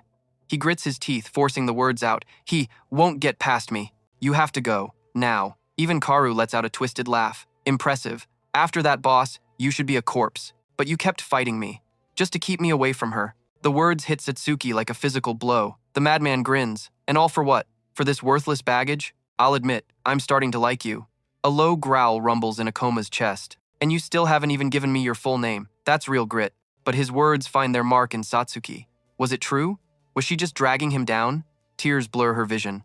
She choked on a sob. Away was right all along. She never should have become a hunter. If it wasn't for her, Akoma never would have lost to someone like this. An image of him saving her flashes in her mind. Help me, she pleaded silently. Then, something snaps. The tears stop, her eyes harden, and the very air around her grows cold and heavy. Akoma spits back. I'd never give my name to a maggot like you. Karu just sighs. Such a shame. I really am a fan. You're the first person I've ever truly admired. I'll be sure to remember your face. He raises his dagger for the final blow, but behind him, a sphere of pure shadow materializes. Karu feels it instantly. This one is different. He scoffs, twisting away. You can't hit me with that. A sharp agony explodes in his side. Satsuki's staff. It connected. He curses silently. He's already bleeding out. She struck from his blind spot. A perfect hit. She sprints to Akoma's side. What are you doing? He rasps. I told you to run. Her eyes meet his, blazing with a new fire. I'm done running. You taught me I had the power to change things. Her hand glows. Asterisk. Mana transfer. Asterisk. Life floods back into his exhausted limbs. The surge of energy is undeniable. Karu doesn't know what's happening, but he knows he has to stop it. He roars. I'll kill you first, girl. His dagger glows with a sickening light. Asterisk life eraser. Asterisk Akoma meets his gaze. But Satsuki doesn't flinch. Her expression is ice. Thank you, Akoma says softly. You saved us both. He's standing now. His hand intercepts the glowing dagger. Mana, warm and familiar, courses through him once more. Karu's eyes go wide. How? Karu thinks, panicked. Does he have enough mana for that skill again? This is impossible. It's beyond any limit. We were a team from the start, Akoma says, his voice steady. Long before you crawled out of the shadows. My mana is back. You're still bleeding out. Now, let's see who really wins this fight. He lunges, a blur of motion. The madman's confidence shatters into pure fear as he scrambles to escape. But Akoma gives no quarter. He's faster, stronger. But his enemy roars, it's not over, and unleashes a torrent of dark magic. A crimson sigil burns into the air before him. Satsuki braces for the attack, but Akoma's voice cuts through the chaos. Don't move. Then, a crushing force emanates from Akoma. He taunts his enemy, your magic. It's just too slow. He reveals that in his past life, the clown's blade was just a crutch, a tool to cover for this very casting delay. Kawaru's face twists in terror. He knows this is the end. A sphere of pure void, like a miniature black hole, hurtles toward him. A direct hit. As darkness consumes him, Kawaru's final thought is one of bitter irony to be crushed by a low-level kid. Akoma stood, weapon in hand, while Kawaru lay buried in the rubble. The government had no real laws for portals or the incidents within, so the Ministry of Monster Eradication simply looked the other way. Because of this, an unspoken rule formed. What happens in a portal, stays in a portal. But Satsuki saw everything. Akoma had to do this by the book. He announced he was placing the man under observation, then ordered Satsuki to exit the portal and call the ministry. She immediately complied. Cleared portals were safe zones. No more monsters would spawn, making it safe to send her out alone. As Kawaru lay broken, Akoma stood guard. His own breath came in ragged, heavy gasps. He admitted to himself he'd underestimated the kid's rank. But his battle sense, his experience, he fought like a veteran. Just who was he? Later, the quiet hum of a cafe surrounded Akoma and Satsuki. The calm after the storm. A news alert flashed on his phone. Serial hunter killer apprehended. He glanced down. The ministry had taken Kawaru into custody. Satsuki noted that the agents hadn't bothered with questions. Akoma explained that crimes inside portals are a legal gray area. The ministry rarely touches those cases unless they're handed a suspect on a silver platter. The chaos of the portals and the countermeasures that followed had left deep scars on the nation. It had lowered regular crime, true, but it also let government groups monopolize industries as a contingency, and the sudden societal shift created widespread poverty. But for those left behind, the government offered no help. Satsuki remarked that she knew portals were lawless, but she never expected to meet a real-life serial killer. He asked her, straight up, "Are you scared?" He warned her that this was the life of a hunter. There would be more days like this. His gaze was fixed on her. He acknowledged how hard things were for her. Still, he gently added that there were other ways to live if being a hunter was no longer her path. Satsuki clutched her cup. I'd be lying if I said I wasn't terrified, she confessed. Akoma thanked her for her help. She explained that inside that portal, she felt like his partner, a feeling she treasured despite the danger. She wanted to stay by his side, to get stronger. A small, determined smile finally broke through her fear. Akoma considered her resolve, then extended his hand. If you mean that, he said, then I'm counting on you. Satsuki nodded, smiling as they shook hands. He thought to himself that she was a decent person. Her own thoughts, however, were far more critical. She saw only her own naivete. She was always struggling to keep up, never taking the initiative. She finally understood that because of that, Aoi had never really liked her, and in that quiet moment, she admitted that she didn't like that part of herself either. She felt a spark of hope, a chance to finally become someone better. The memory of them in the portal flashed in her mind, and despite her flaws, she asked to keep hunting by his side. A faint smile touched Akoma's lips. He found her surprisingly genuine, yet a knot of unease tightened in his stomach, a stark contrast to the pure joy radiating from Satsuki across the table. She was far more talkative than he'd ever imagined. He caught two people staring, one nudging the other. The woman, phone in hand, asked, "Aren't you the guys? The ones who took down that boss in a day and caught the serial killer?" In that instant, Ikoma realized the quiet cafe had become a buzzing crowd. Utsunomiya slid up to their table, phone glowing. "You two are blowing up in the guild, you know." He scrolled rapidly, explaining, "No one knows your names yet, but every blog, every video, it's all about you." His screen showed a clip of the new hunter, but the profile was still shrouded in mystery. "They don't need names," Utsunomiya said, gesturing to the room. "Everyone here gets it, and they're hungry for what you did." He then pointed dramatically at Ikoma and Satsuki. "I knew it. I knew you two were destined for the big leagues." They both flinched back from his sudden intensity. "And I'm not leaving this spot until you join my crew." Suddenly, Aoi cut through the noise, scolding him. "That's enough." Her arrival was announced with a mention of the Thunder Knights as she beamed at Satsuki. "I've been looking all over for you," she said, taking Satsuki's hands in her own. "I'm so sorry." Her voice was laced with regret. "I was way too hard on you the other day." "I've thought about it a lot," she continued. "And I need you. We're friends. The way things ended, it must have hurt you as much as it hurt me." Oi's smile widened. "So, how much did you make on that undeveloped portal? You must have leveled up like crazy." She began to say Satsuki could count on her, but was cut short. "Akoma," Satsuki said sharply, "it's getting crowded. Let's go." He simply nodded. "Wait, don't go," Oi and Utsunomiya pleaded, reaching out as they tried to stop their exit. But they were already moving, slipping past the tables and out the door. Beside a car, Satsuki asked, "Isn't Oi your friend?" He paused, asking if she was certain about this. Her voice was ice. "She is not my friend." She glanced at her phone, commenting on the view count. The screen glowed with a video titled, "Rookie Hunter Faces Down Killer," already in the millions. "People film inside portals all the time," Satsuki explained. "It's what everyone watches." But Ikoma saw it differently. "It's reckless. They're just chasing views and money." Satsuki looked up, startled. "So, should I unsubscribe from the channels I follow?" she asked. On someone's phone nearby, a streamer celebrated hitting 1 million views for the month. Miles away, Hosa stared at the same news, her face twisting as she read about the mysterious rookie who stopped a killer. "This trash has more views than my last upload?" she hissed in disbelief. A knight beside her explained calmly, "Viral content will always pull a bigger audience, ma'am." Hosa's eyes narrowed. "Fine, then I'll make a video that goes viral." She couldn't stomach the attention this nobody was getting for clearing one portal. Surrounded by her knights, she seethed with a deep, personal hatred for this unknown hunter. The scene shifts, finding Akoma and Satsuki seated together, the quiet hum of an indoor cafe around them. Is that weapon for me?" Satsuki asks. Akoma confirms, explaining that hunting one powerful monster forces more growth than killing 1,000 weaklings. "That's why," he stresses, "a top-tier weapon is absolutely non-negotiable, especially for an enchanter. Your base damage is low, so your gear has to make up for it, and good gear costs." He then suggests they hit some portals to farm some cash. Satsuki immediately objects. "You don't have to go through all this trouble for me," she says, her voice full of apology. But Akoma just waves it off. "Don't be sorry. A well-equipped partner makes my job easier too." The word partner hangs in the air. A blush creeps onto her face, a mix of surprise and pure delight. "So, we're partners," she exclaims, beaming. He watches her, a flicker of protectiveness in his eyes. She's too trusting, and he won't let anyone take advantage of that. Satsuki, lost in her excitement, asks where they can find a portal like that. Akoma just taps the screen of his tablet. "I've already got one picked out," he says, a smirk playing on his lips as he shows her the display. The target, the Tomb of the Ancient King. It's listed as a new, unexplored portal, which means high risk, but even higher rewards. What the database doesn't say is that it's a special, hidden gem of a portal, and no one else knows. Akoma knows because, in his previous life, he memorized every portal's secret. This is his second chance, and he's using every single advantage. The loot inside is practically a gold mine, and he plans to cash in on every last piece.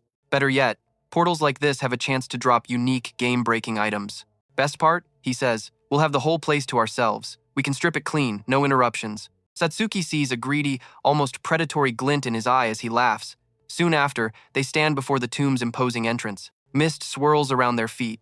Satsuki glances back, nervous. Akoma pushes forward, unfazed. Then, it lunges from the shadows, a level 29 skeleton soldier. Akoma's eyes flash. Asterisk, gravity's down asterisk. The skeleton stumbles. He closes the distance in a blur, his sword a silver streak. The movements are fluid, precise, lethal. Satsuki watches, mesmerized. He isn't just fighting, he's dancing with death. Physical attacks barely scratch the undead. Akoma calls out, his blade deflecting a bony claw. Satsuki, hit it with ranged magic. I'll keep it busy. She snaps to attention, her hands already weaving signs as a dark magic circle ignites at her feet. He vaults over a wild swing. Just as the skeleton turns, a sphere of pure darkness slams into its chest. Satsuki's timed Shadow Ball asterisk. A system window flashes in his vision. 240 experience points gained. The skeleton crumbles into dust and light. It dropped a demon stone, Satsuki shouts, pointing. And something else, too. Akoma's eyes lock onto the glint of steel on the stone floor. We just hit the jackpot. He tells her the blade is worth around 400,000 yen. Her jaw drops. That much, she gasps. He explains that drops like this are incredibly rare. It doesn't need flashy effects. The base stats alone make it a fortune. So what's our target? She asks, still stunned. 3 million yen, Akoma replies coolly, for a weapon that will actually last you. Satsuki's eyes go wide in disbelief. 3 million yen? He just nods. Portals this generous are a once-in-a-lifetime find. We have to milk it for everything it's worth. Besides, Akoma adds, hauling all this loot back and forth is going to take time. We need to be efficient. Akoma laid out the plan. 3 days of runs, hauling loot in and out of the gate. The numbers clicked in Satsuki's head. That was 1 million yen a day. She breathed out, admitting that kind of money was worlds away from any paycheck she'd ever known. Suddenly, the clang of steel echoed from deeper inside. Akoma's eyes narrowed. Let's check it out. Just around the corner, the scene unfolded. A knight and a girl named Hosa were facing down a mummy. The knight charged, his blade a silver blur against the monster's hide. He's all yours, the knight yelled. Hosa glanced back. Manager, is the camera rolling? The knight, her manager, gave a thumbs up. We're live, he confirmed. Now, hit it with the fire magic. Make it quick. Hosa struck a pose, her weapon igniting in a brilliant fiery aura as the camera lens drank in the spectacle. She launched forward. A fiery arc sliced the air. The mummy crumpled, its life extinguished by her blazing sword. With a flawless smile for the camera, she began her monologue. Hey everyone, Hasha here, decided to check out a fresh portal today. And as you just saw, she boasted, I took down this nasty creature with a single, perfect strike. Clearing this place might be a cakewalk after all. From the shadows, Akoma and Satsuki watched. It all made sense. She was a portal streamer. Satsuki recognized her. That's Hosa. I've seen her channel a few times, but Akoma's expression was pure stone. She knew that look. He hated this, the performance, the obsession with views and profit. Did this girl even grasp the real danger here? Satsuki sighed. Yeah. Akoma definitely had a problem with portal streamers. Suddenly, Hosa's performance faltered. Hey, she snapped, pointing at them on the stairs. What are you two doing in my shot? She stomped her foot. You're right in the frame. You just ruined the perfect take. Do you have any idea how many views that would have gotten me? Akoma's voice was cold. You call that a kill? Your partner did all the work. You just landed the finishing blow. It's called showmanship, she shot back, flipping her hair. This is show business, not some gritty documentary. It's not about how you fight, it's about how good you look doing it. She turned to her manager. Can we salvage the footage? He just shook his head. No way, they're too clear. It's impossible to edit them out. Hasha groaned. My perfect intro. Ruined. She glared at them. Don't you even know who I am? I'm Hasha Saiji. She paused for effect. The portal streamer? Akoma gave a stiff apology. Akoma Ichinose. This is Satsuki Kisaragi. Satsuki bowed quickly. We didn't mean to ruin your recording. Hasha waved a dismissive hand. Whatever. I'm busy looking for new material, so just stay out of my way. Akoma couldn't help but ask, why? Why would anyone even want to be a portal streamer? She laughed as if it were the dumbest question on earth. Isn't it obvious? She said, rubbing her fingers together. It was always about the money. Portals were exciting, provocative. They offered endless ways to rack up views, and corporations paid a fortune for ad space. Get popular enough, Hasha continued, her eyes gleaming, and you become a real celebrity. But Akoma cut her off. Being a decent hunter isn't a game. You should stop before you get hurt. Her head snapped toward him. What did you just say to me? Akoma didn't back down. Portals at this level are dangerous. Take your celebrity game somewhere else. He warned her that if she didn't get serious, she'd live to regret it when the stakes were real. Hashin stood frozen, her eyes fixed on the empty space ahead. She finally snapped, accusing Akoma of ruining her shot, and now he was rubbing salt in the wound. Satsuki tried to soften the blow, but Akoma was firm, insisting it was just friendly advice. Her manager rushed to her side, whispering for her to just ignore the guy. She shot back that she knew how to handle haters. Then, to her manager's shock, she ordered him to start rolling. Akoma, was it? Hasha purred, stepping forward. You must be pretty full of yourself to be giving out friendly advice to people you just met. With a smirk, she laid down a challenge, a contest to see who could collect more demon stones. If I win, she declared, you take back every word and apologize. On camera, she added that the whole thing was going live. Akoma recalled her condescending tone, offering to blur his face just enough to protect his identity. framing him as just another random troll who picked the wrong fight. Hasha sealed the deal, promising that if he won, she'd give him anything he desired. That was an offer Ikoma couldn't refuse. He accepted, and Satsuki's jaw dropped.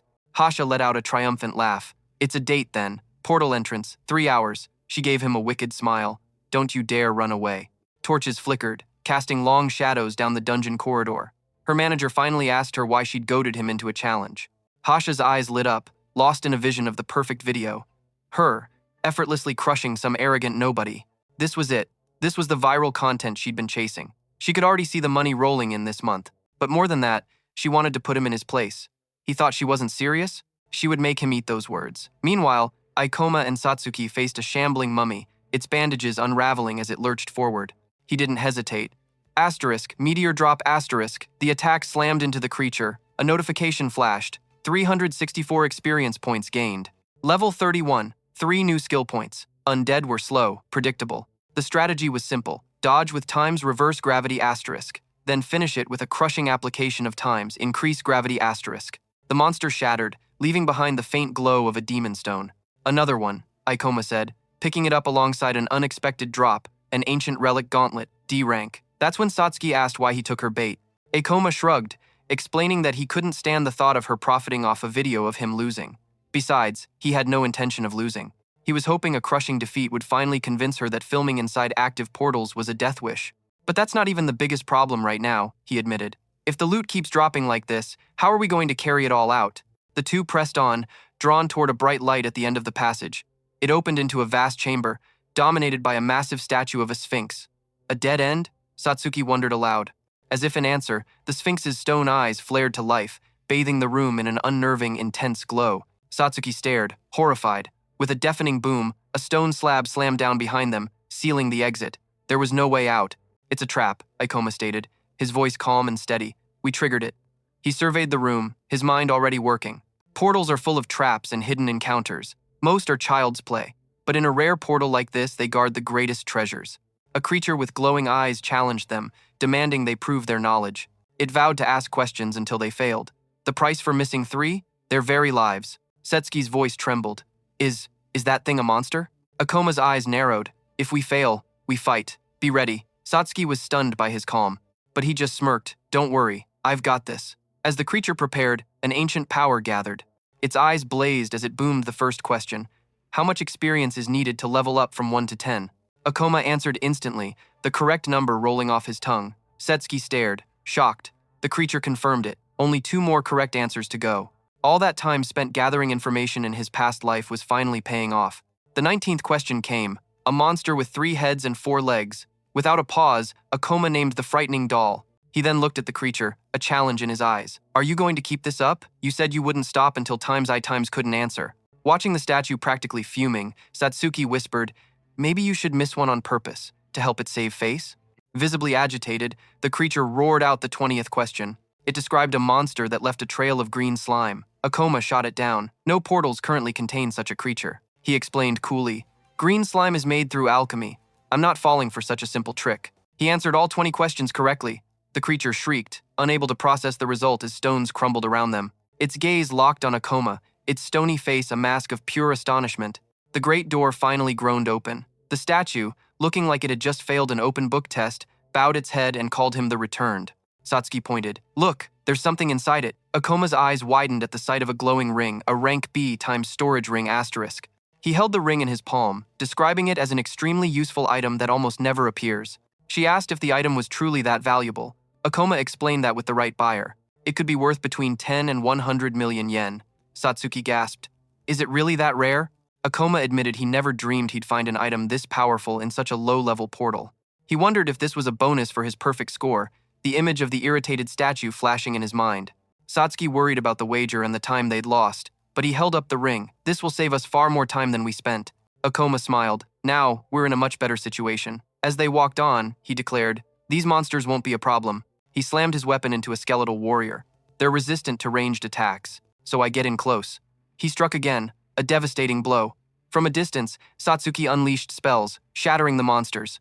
Hasha reported that the mummies were slow, allowing her to use times, gravity manipulation times, for crushing attacks. She added that their sluggish pace made them perfect targets for times mana draining asterisk. Akoma was floored by their luck. He jumped from level 31 to 33 and already acquired 2 rare weapons in this one portal. He slid the items into the ring, feeling its storage ability hum to life. He glanced at Satsuki, a smirk playing on his lips. That's a handy little toy. We've already got 6 demon stones, more than enough to win. But we're here to get paid. Akoma's grin widened. Let's clear out every last one of these undead before the clock runs out. The scene cuts to a winded Hasha, gasping for air. Finally, we finally took it down. She wiped sweat from her brow, explaining, "These things are a real pain. They just don't stop coming, and they're tough as nails." The knight leaned on his sword, breathing heavily. "That's only 2 monsters so far. This is taking way longer than I thought." He nodded in agreement. "Any other day, we'd be done by now." He muttered under his breath, "Don't worry. There's no way those amateurs are doing any better." Hosa considered just paying off their rivals, having them fake a loss for the camera. But the warrior next to her shot her a glare. "Can we stop with the staged videos already?" Just then, Akoma and Satsuki strolled up. Hosa looked up, surprised. "You must be doing pretty well to have time for a stroll." She snapped back. "I'm doing just fine. Hope you're not falling too far behind. Apologize now, and maybe I'll go easy on you." Akoma completely ignored her offer. Instead, he activated the storage ring.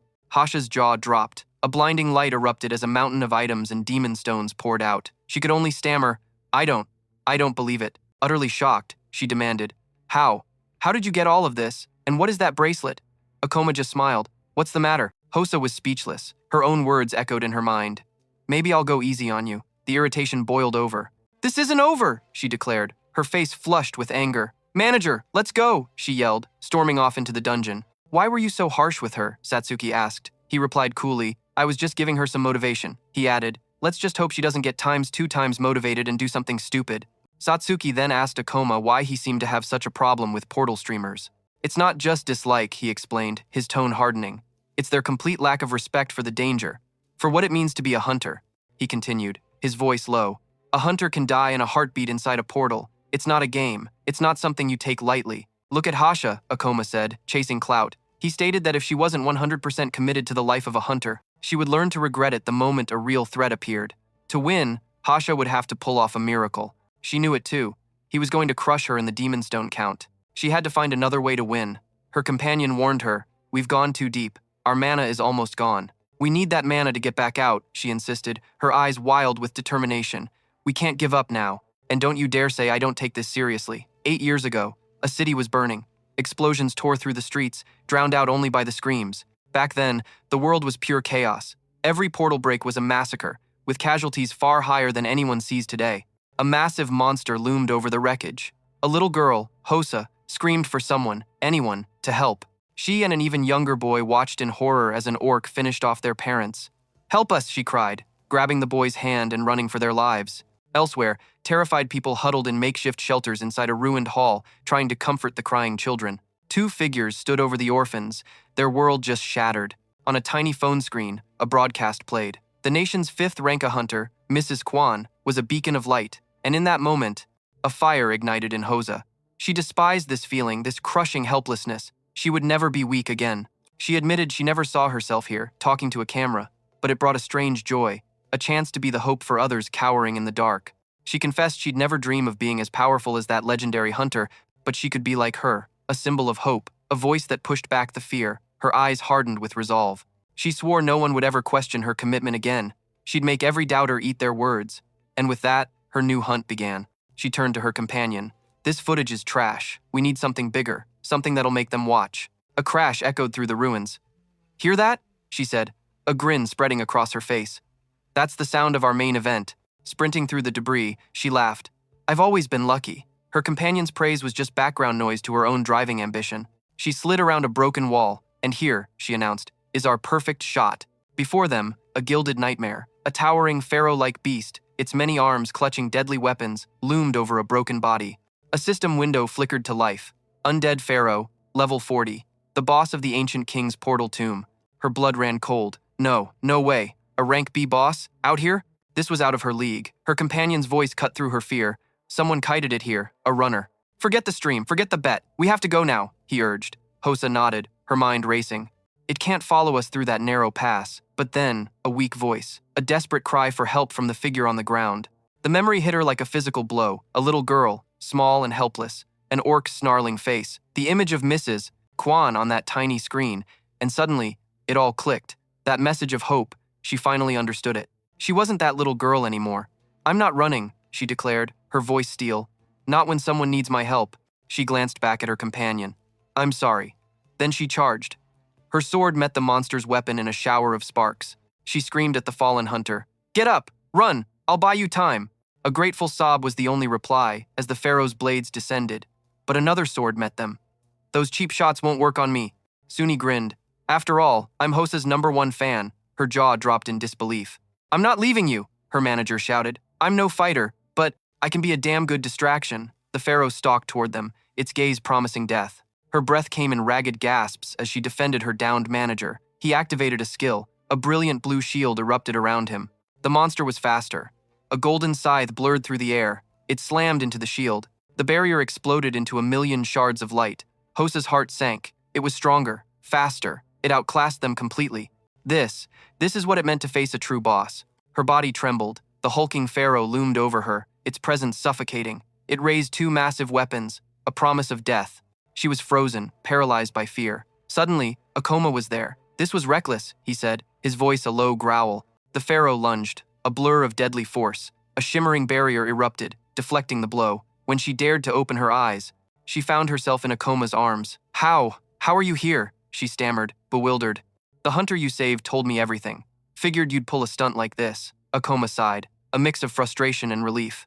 He looked down at her. "I told you to take being a hunter seriously, that you'd regret it." He paused. "I also said if you won, I'd have to take it all back." A small smile touched his lips. "You won the bet, Hosa. I'm sorry." He held her close, his apology sincere. Then, his focus snapped back to the beast. Gravity reduction, Akoma declared. He moved like a phantom, Hosa still secure in his arms. The monster charged. He met its strike head-on. The massive weapon felt weightless as he redirected its force, his times gravity reduction, times ability warping the very impact. He created an opening. Satsuki seized it, unleashing a sphere of pure shadow right at the pharaoh. The orb slammed into the creature's chest. "It's distracted," Satsuki yelled, buying Akoma a precious second. Her attack didn't even scratch it. Akoma glanced at the two injured hunters nearby. He was never dealt a winning hand, especially not against a boss monster this powerful. The level 40 undead pharaoh radiated pure power. Akoma knew his weapon could amplify his gravity skills. But there was no easy way to kill this thing. The odds were stacked impossibly high against them. But Hosa's voice was firm. "They're here because of me. I'm not leaving them behind." A grim smile played on Akoma's lips. "I don't mind a good fight." He turned to Satsuki. "Get Hosa's mana back up. Now, I'll draw its fire," he said, eyes locked on the pharaoh. "Buy her some time to recover." He'd seen her use fire magic. A swordswoman, using minor spells to cover her blind spots. Smart. His mind raced. With that kind of versatility, she probably had a healing skill too. Perfect. She could patch herself up while he kept the monster occupied. His times gravity reduction times traded power for sheer speed. He became a blur. The good news? For now, all he had to do was move. He wasn't here to attack, just dodge, survive. That was the only job for a level 33 hunter. He knew the level gap was a death sentence. But still, his gravity manipulation could be enough to stay alive. Just then, one of the injured hunters spoke up. "Let me help Hosa." "Count on it," Akoma grunted, leaping clear of a crushing blow. The boss was a mountain of muscle, deceptively fast, and it had 4 arms. It struck again, and the very ground split apart under the force. A red light flared in the pharaoh's eyes. That last strike, impossibly fast, overwhelmingly powerful. Was that its ultimate skill? He couldn't get hit by that again, not even once. He had to stay one step ahead, or it was all over. Am I still alive? The fallen hunter's body felt like lead, a dead weight he couldn't move. He was pinned to the ground. "Hosa?" he managed to ask, before realizing the roar of battle still raged. The monster charged, but Akoma was a blur. He soared right over it, a feat that left the wounded hunter speechless. He couldn't comprehend it. How was Akoma moving so fast? He scrambled for his camera as Akoma deflected a blow, running clean along the creature's massive forearm. With a single, explosive movement, he lunged at the beast. The knight filmed it all, his camera shaking. "What a glorious scene," he yelled. But Akoma knew better. His attacks weren't landing. The gravity reduction sapped his power. He knew this monster's level was far beyond his own. There was no way he could bring it down alone. But he wasn't alone anymore. A surge of energy flooded his system. Satsuki and Hosa were casting times reverse mana drain *. Hasha's voice cut through the chaos. This should be more than enough, as she activated her healing magic. A determined smile lit up her face. "I'm ready to fight again," Satsuki's voice followed. "I'll provide support from the rear." A flicker of hope. Ikoma realized that now they actually had a chance to fight back. However, they were still at a massive disadvantage. If this fight dragged on against a high-level boss, they wouldn't make it. Ikoma faced the towering undead pharaoh. The monster attacked, a whirlwind of strikes, but every single one missed its mark. He scanned the area, noticing he was standing before a much smaller creature. Just as Satsuki screamed a warning, he was surrounded. She thrust her hand forward, unleashing her power. Asterisk, gravity reduction, asterisk. A nearby statue became weightless. With a powerful heave, she hurled the massive stone directly at the pharaoh. Satsuki! Akoma yelled. The mask! Attack the creature's mask! She responded instantly, her weapon glowing as a blue aura flared around her. She launched a sphere of pure dark energy that slammed into the figure's face. The smoke cleared, revealing the monster's glowing eyes. Satsuki saw the attack did 0 damage, but it gave her exactly the information she needed. With that, Ikoma knew. The mask was a shield, the face was the weak point. Hosa was already moving, flanking to the pharaoh's blind spot. The creature's 4 arms rained down relentless attacks, but she kept pushing, cursing how hard it was to dodge them all at once. She grit her teeth, thinking how difficult it was to get close, even with the whole team's support. And she wondered how Ikoma had managed to dodge and counterattack all by himself. His voice cut through her thoughts. Use your magic to destroy the mask. I'll stop its movements, he ordered. My weapon can shatter its armor. Hasha nodded, activating her skill. Her sword began to shine with an intense, blinding light. But she had to wonder, could he really stop a monster that gigantic all on his own? Akoma launched himself into the air, positioning himself directly over the pharaoh to strike. The creature's strength was in its forearms. If he could stop them, its movements would be crippled. It would be completely vulnerable to attack. He unleashed his power, slamming his gravity ability down to restrain the massive figure. He grunted with the effort. I'm not aiming for its torso. He had used his technique to pin down the pharaoh's arms. The creature's shoulders were locked, completely immobilized. Its arms were useless, tangled in my bindings. Akoma knew this trick only worked on massive, multi-limbed beasts. He watched the struggling form, a prisoner of his power, and braced for his next move. At the same time, Hosa saw her opening, a clear shot. She unleashed her skill. A torrent of raw energy slammed into the undead creature. A direct hit. The pharaoh's mask cracked. It shattered. Underneath revealed a nightmare of writhing eyes and a twisted maw. They both stared at the abomination. Akoma saw it clearly. Now its weakness was finally exposed. Hosa recoiled, frozen by the horrific sight, but Akoma charged. He had to end this while it was trapped. He inverted gravity. The ground exploded as he launched himself skyward, dodging the pharaoh's desperate attack. He saw the final move before it happened. Every arm would swing for one last, desperate blow, and its head would drop. He knew that single movement would expose its very core. This is the end, he whispered, unleashing the decisive blow. In that instant, he activated his skill. Asterisk, meteor drop, asterisk. A devastating strike crashed directly onto the pharaoh's exposed head. A faint smile crossed his lips. Akoma clutched the golden ring, feeling the rush of a level up from the fallen boss. Across the chamber, Hosa was tending to the injured warrior. The other just stared, stunned. A soft glow began to pulse from the monster's corpse. Satsuki pointed. Akoma, look. Beside him lay a shimmering magic weapon, its power practically radiating off it. Akoma offered the weapon to Satsuki. This is for you. It's perfect. Now we don't have to buy one. Her eyes widened in disbelief. Really? You're giving this to me? You helped me get my weapon, he said simply. Hosa should get something too. Hasha just shook her head. Don't worry about me. You saved all of our lives, she insisted, offering him the item and the demon stone. But I do want one thing in return. Hasha met his gaze. Can we just call off the bet? Akoma paused, then nodded. But you won. You're a respectable hunter, he admitted finally. I take back everything I said. She just stared, completely speechless. Akoma and Satsuki shared a smile. He then suggested, you know, you could be an even better hunter if you quit streaming. Satsuki's face fell into a scowl. The armored warrior scoffed. You can't make a living just by being a hunter. Akoma shot back. That's not true. He didn't know that Hosa's father had passed away, and her mother was seriously injured. He had no idea she was responsible for 5 younger siblings. Hasha tried to quiet the armored warrior, her face burning with shame. But he kept talking, describing how hard she worked for her family. For that reason, Akoma's words died in his throat. I'm sorry, I had no idea. She turned away from him. I enjoy what I do. Don't get the wrong idea. Hasha explained that her real goal was to make people smile, because the portals made everyone so afraid. Images of her cheerful streams flashed in his mind. Akoma's expression softened into a genuine smile. Then I'll support you.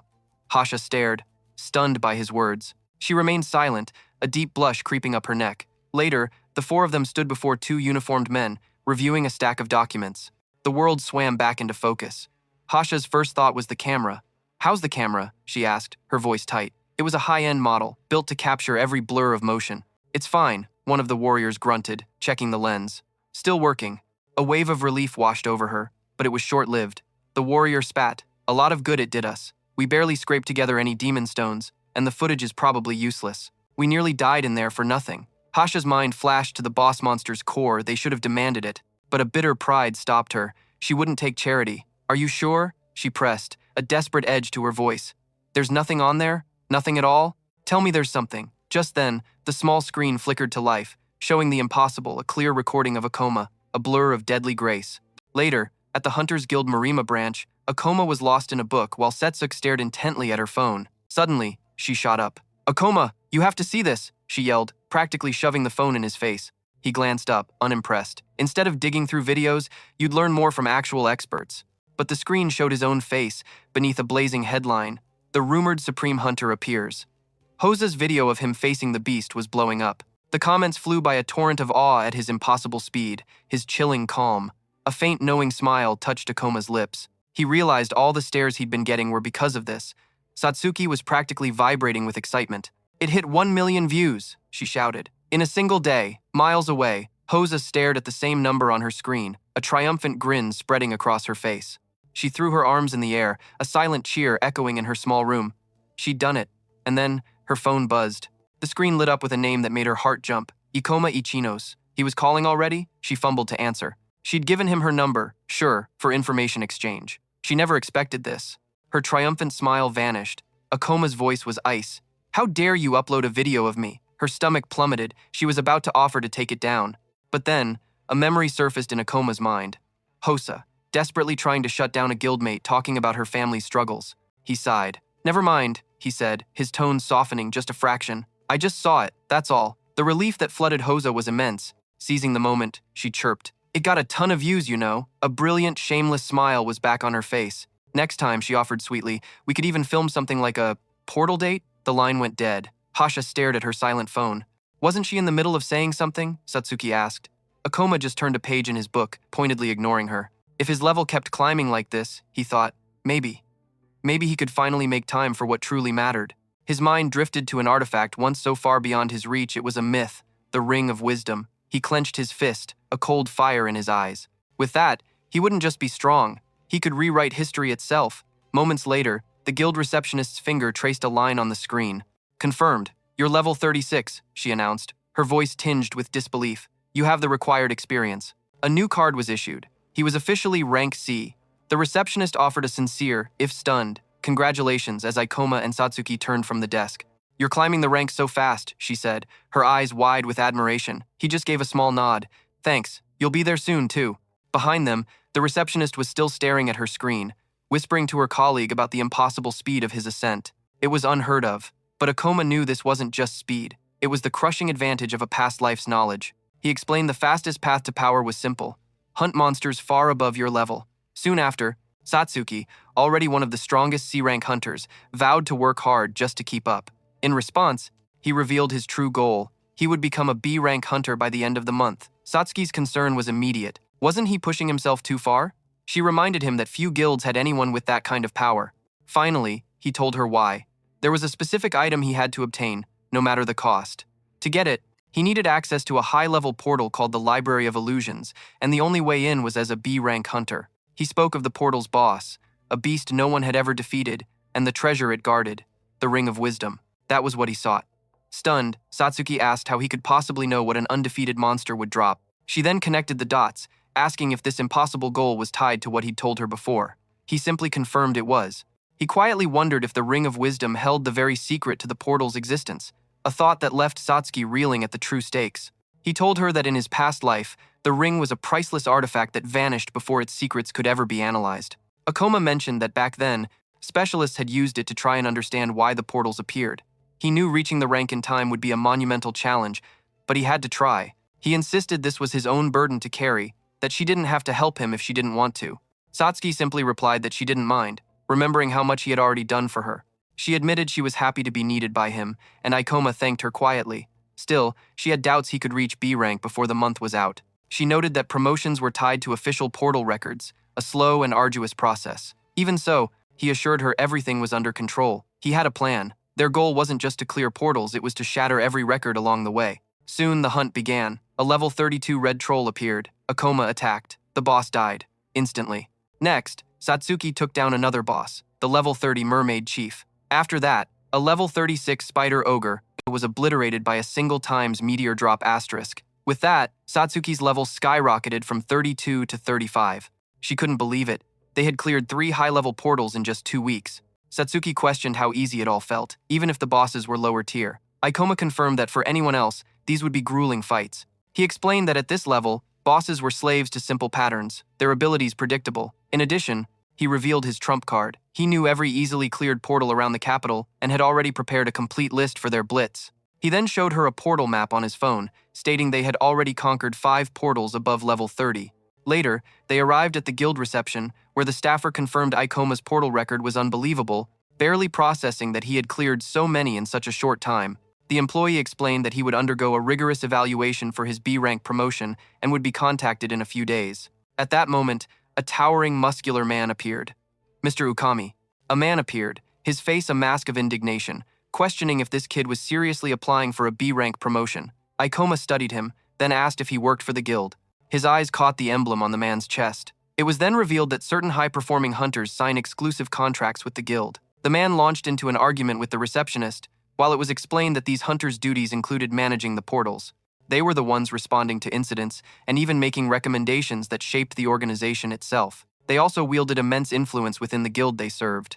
And to Ukami, it was utterly absurd that Ikoma was on the verge of a B-rank promotion. Even so, the receptionist coolly informed him that Ikoma was already nearing level 40 and had a flawless record of clearing numerous mid-level portals. Stunned, Ukami demanded to know if that meant he'd already slain several boss monsters. As the two stared each other down, the man recalled the 7 grueling years it took him to become the one and only B-rank hunter at the guild's Marima branch. With that thought, he began to question how Ikoma could have possibly reached his level so quickly. Watching the man's expression twist, Ikoma knew this man was about to become a major obstacle. Ukami stepped forward, invading his space. He sneered, questioning how a boy with that face could ever be a B-rank hunter. The young man retorted that without Ukami's approval, getting promoted in the Marima branch would be nearly impossible. Still, he concluded that giving up wasn't an option, since you could only apply for promotion in your own city's branch. He remembered all the time Satsuki had been there for him, all the help she'd given. That memory solidified his resolve. He would not back down. Turning to the man, he confirmed his name, Ukami, and demanded a valid reason for the rejection. The hunter leaned in close, his voice a low threat, saying that B-rank wasn't handed out to rookies who thought portals were a joke. He then got aggressive, demanding to know if Ikoma took his role as a hunter seriously at all. He demanded an answer on the spot.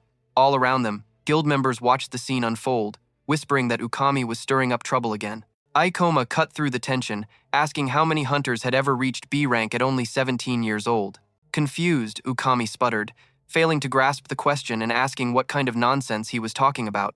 Ikoma pressed on, mentioning the 15 years that had passed since portals first tore into their world. He then pointed out that 6 young prodigies had achieved B-rank at age 17, questioning if, by Ukami's logic, none of them should have been promoted. With that, he declared that he met every single requirement for B-rank and demanded Ukami answer before rejecting him based on age alone. Without a coherent response, Ukami stumbled back, weakly admitting that the rules governing portals weren't perfect. He tried to argue that they had to listen to the experience of hunters who bled for the guild. However, Ikoma countered that the rules weren't based on opinions, but on protocols forged from the failures of the past. He then leveled a sharp glare and asked if that wasn't the guild's official policy. As the woman at the counter confirmed it, she began to pull up his records on the computer. Satsuki watched, realizing Ikoma's knowledge and logic now surpassed even that of a veteran hunter. And as the onlookers murmured about how Ukami had been completely and utterly shut down, a new tension filled the air. A bold move, he admitted to himself. But after that humiliation, he silently vowed that someone would pay for such defiance. He swore Ikoma would regret this day, then turned to the receptionist, demanding to know the kid's level and class. Level 38. A gravity user, Ukami sneered, grilling the woman about a class he'd never even heard of. He was stunned. He'd never heard of it. Was this some kind of rare class? Ukami figured he had to be a mage. Some powerful warrior must have carried him, explaining his ridiculous level. Then Ukami relented, admitting it would be unfair to reject the application without a proper reason. So, he wouldn't outright reject the request. Instead, he laid down a condition. He challenged Akoma, "Prove you deserve B rank in a one-on-one match, right here in the guild's training hall." Inside, the crowd buzzed. Hukami repeated his terms loud and clear. Prove your strength in a fight or get out. Fail, and the application is dust. Simple as that. Whispers echoed through the hall. They remembered Hukami's past matches. He'd nearly put hunters in the ground before. This wasn't going to end well for the new guy. Everyone knew Hukami used these duels to let off steam, violently. Satsuki's face tightened with worry, but Hukami only had eyes for Akoma, his gaze a burning laser. He replayed the public humiliation from earlier in his mind. Level 38. The kid was just a level 38. And he, Hukami, stood at level 47. He was facing a mage. This would be easy. The kid had to have been carried by some powerful hunter. Hukami smirked. I'm a beast warrior, he declared. His voice boomed. My class is all about pure, overwhelming physical power. A cruel smile spread across his face. He would break him, humiliate him so badly he'd never show his face in a dungeon again. His experience and power were absolute. But then Akoma summoned a holographic screen. Hukami watched, confused. What was this mage doing? Akoma knew he had to be smart. He focused on his status, pouring his remaining skill points into his gravity magic. He spent 25 points. Asterisk gravitational manipulation times surged to level 4. It wasn't a direct power-up for his spells, but it would boost his physical stats. A necessary trade-off. He had no other choice. He confirmed it. Just then, Hukami's mocking voice cut through the air. Saving up your points, huh? Must have had it easy till now. His tone dripped with sarcasm. Be careful. Accidents happen. Wouldn't want you to get hurt. Ikoma's face was a stone mask. Thanks for the advice. Show me what you've got, Hukami snarled. In response, Akoma drew his sword, his expression unreadable. Hukami's grin widened. He would make an example of this, nobody for everyone to see. This would be more than a defeat. It would be an execution of a career. Hukami hefted his weapon. Come at me whenever you're ready. I won't even use my skills, he boasted. Feel free to use yours. Akoma said nothing. He just watched. He stood perfectly still in the center of the arena, 100 pairs of eyes locked on him from the stands. The air was thick with anticipation. Hukami's smile was pure venom. Now, he roared, it's your turn to be put in your place. The moment the fight began, Akoma unleashed his power, instantly reducing the gravity around himself. Hukami smirked. In his mind, this kid's attacks were a joke that would never even reach him. But in a flash, Akoma closed the distance, a blur of impossible speed. Hukami was stunned. He barely blocked the strike, the force jarring him as his mind struggled to comprehend what just happened. How could someone at this level move like that? Before he could process it, he felt a presence and realized Akoma was already behind him. What was that? He gasped, trying to convince himself it was a fluke, that he'd just been caught off guard. Hukami spun around, launching a counterattack, but his blade sliced through empty air as Akoma hovered just above the ground. He gripped his sword, glaring up, and then his world tilted. He staggered, his own balance stolen from him. In that instant, Akoma descended. A surge of energy, a single, precise kick. The impact was brutal. Hukami's head snapped back, blood erupting from his mouth as he coughed, shaken to his core. Dazed, he tried to swing again, but his eyes could barely follow the fluid combination of strikes that ended in another punishing kick. He couldn't understand it. Who on earth fights like this? From a hidden location, a figure watched the battle on a monitor, their expression one of pure disbelief at Aikoma's utter domination. The crowd began to murmur, confused. This was a promotion test. Was the veteran Hukami holding back, refusing to use his skills? Akoma pressed the attack, another blow forcing Hukami into a desperate retreat. He was just too fast. Hukami realized with dawning horror that none of his attacks could even touch him. Then he heard the whispers from the crowd they thought he was a fool. Akoma floated above him, a predator watching his frozen prey. The young hunter was about to teach him a lesson he'd overlooked. The gravity user class is superior, he declared, his voice echoing. It pushes physical abilities far beyond any normal limit. We operate on a level other classes can't even dream of reaching. He explained that in a short, decisive battle like this, where mana was no object, his advantage was absolute. Akoma stared down at him. You thought your higher level meant an automatic win. You were wrong. Akoma channeled the lessons from Kawu, the flawless technique, the obsessive will to win, the cold focus to utterly dismantle an enemy. No more words were needed. Akoma lunged, his sword, a silver streak aimed straight for Hukami. He activated his next ability, Gravity Crush, The blow was impossibly heavy. Hukami realized with a shock he wasn't just fast. He was overwhelmingly powerful. For a split second after the impact, Akoma simply vanished from sight. Hukami stared at the empty patch of ground where he'd been. A flicker of movement made him look up. Akoma was hanging upside down in the air. Before he could even react, cold steel pressed against his spine. The moment our blades clashed, Akoma explained calmly, I reversed my gravity. I used the impact's recoil to launch myself over you. You were too slow to even follow my movement. The crowd roared. The veteran rank B hunter was completely defeated. They cheered for Aikoma's victory. Satsuki's face was lit with a brilliant smile. "That was amazing," she shouted, her voice full of joy. Meanwhile, Ukami could only stand there, frozen in utter disbelief. Is this some kind of joke? He refused to accept this. The humiliation was unbearable. Akoma then asked if his victory meant he was officially a rank B hunter. But suddenly, he froze, sensing a dark presence. Wrapped in a red aura, Ukami lunged, roaring Akoma's name. His eyes blazed crimson as he unleashed a skill, a blur of motion, a vicious slash from his time's Shadow Claw asterisk. The attack tore into Akoma, sending him stumbling back. He hadn't dodged, he'd let his guard down. He thought the fight was over. Watching him, Ukami sneered. The entire situation was pathetic. He explained his weapon was just a feint, a distraction to conceal his true attack. And you still barely blocked it. Whispers erupted outside the arena, a wave of disbelief. "That's cheating! The match was over," they cried. "He swore he wouldn't use any skills." Still, Ukami burned with fury, ignoring the jeers from the crowd, confused. Akoma demanded to know what was happening, asking if the test would continue as energy swirled around him. Ukami's teeth clenched, his face a mask of rage. He swore he wouldn't let this nobody mock him. He would make the boy's life a living hell. Akoma asked if his performance hadn't proven he was worthy. Meanwhile, Ukami knew he couldn't be defeated by a low-level hunter. His standing in the guild was on the line. With that decided, he declared the fight pointless and officially rejected the promotion request. The verdict sent shockwaves through the onlookers.